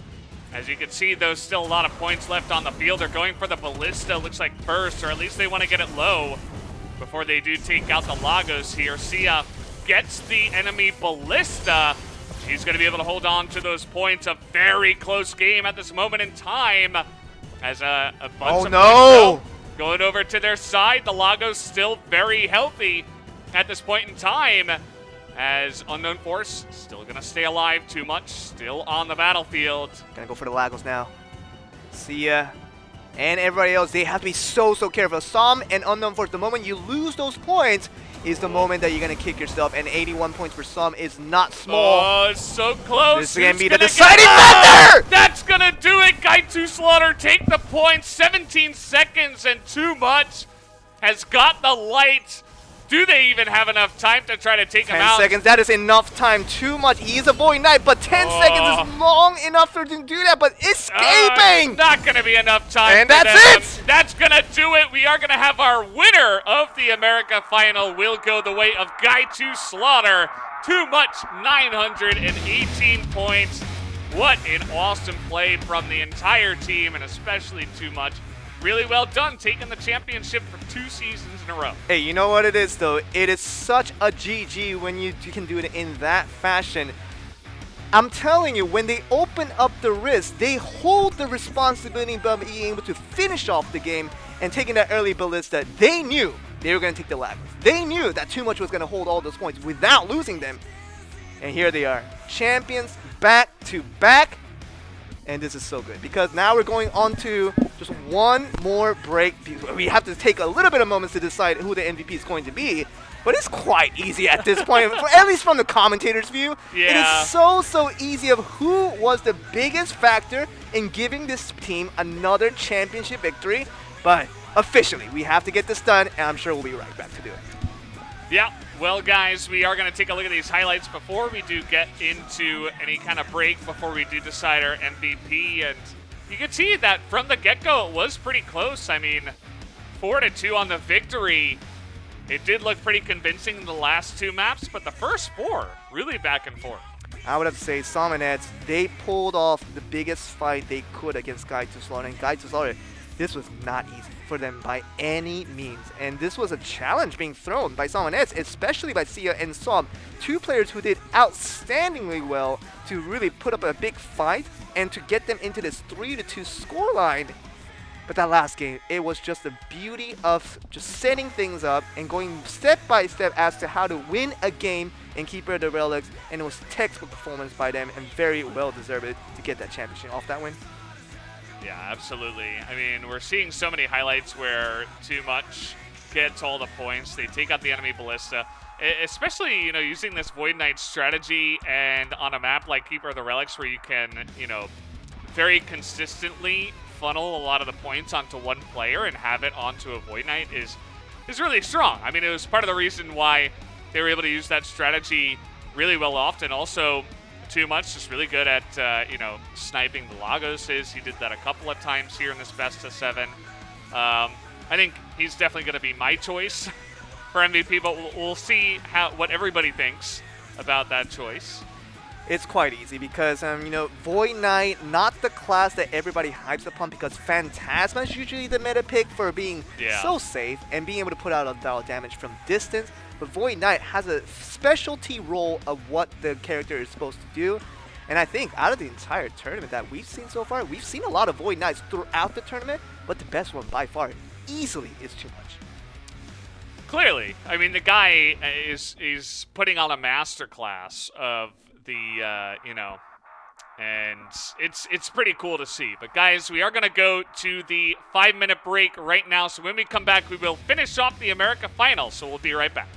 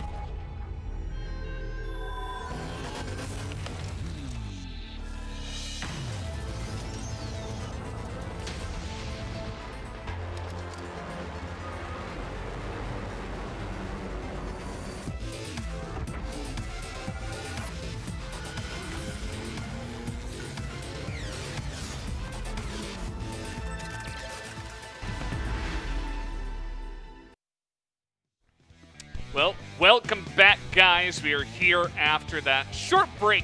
And, of course, we were just discussing and figuring out what would happen with the MVP and all that good stuff, and preparing for the final stuff like that. So how do you feel about that, Joel? I think it was well-deserved. I think the most convincing part about that finals was that Guy to Slaughter had to go up against tough opposition to get to where they are right now.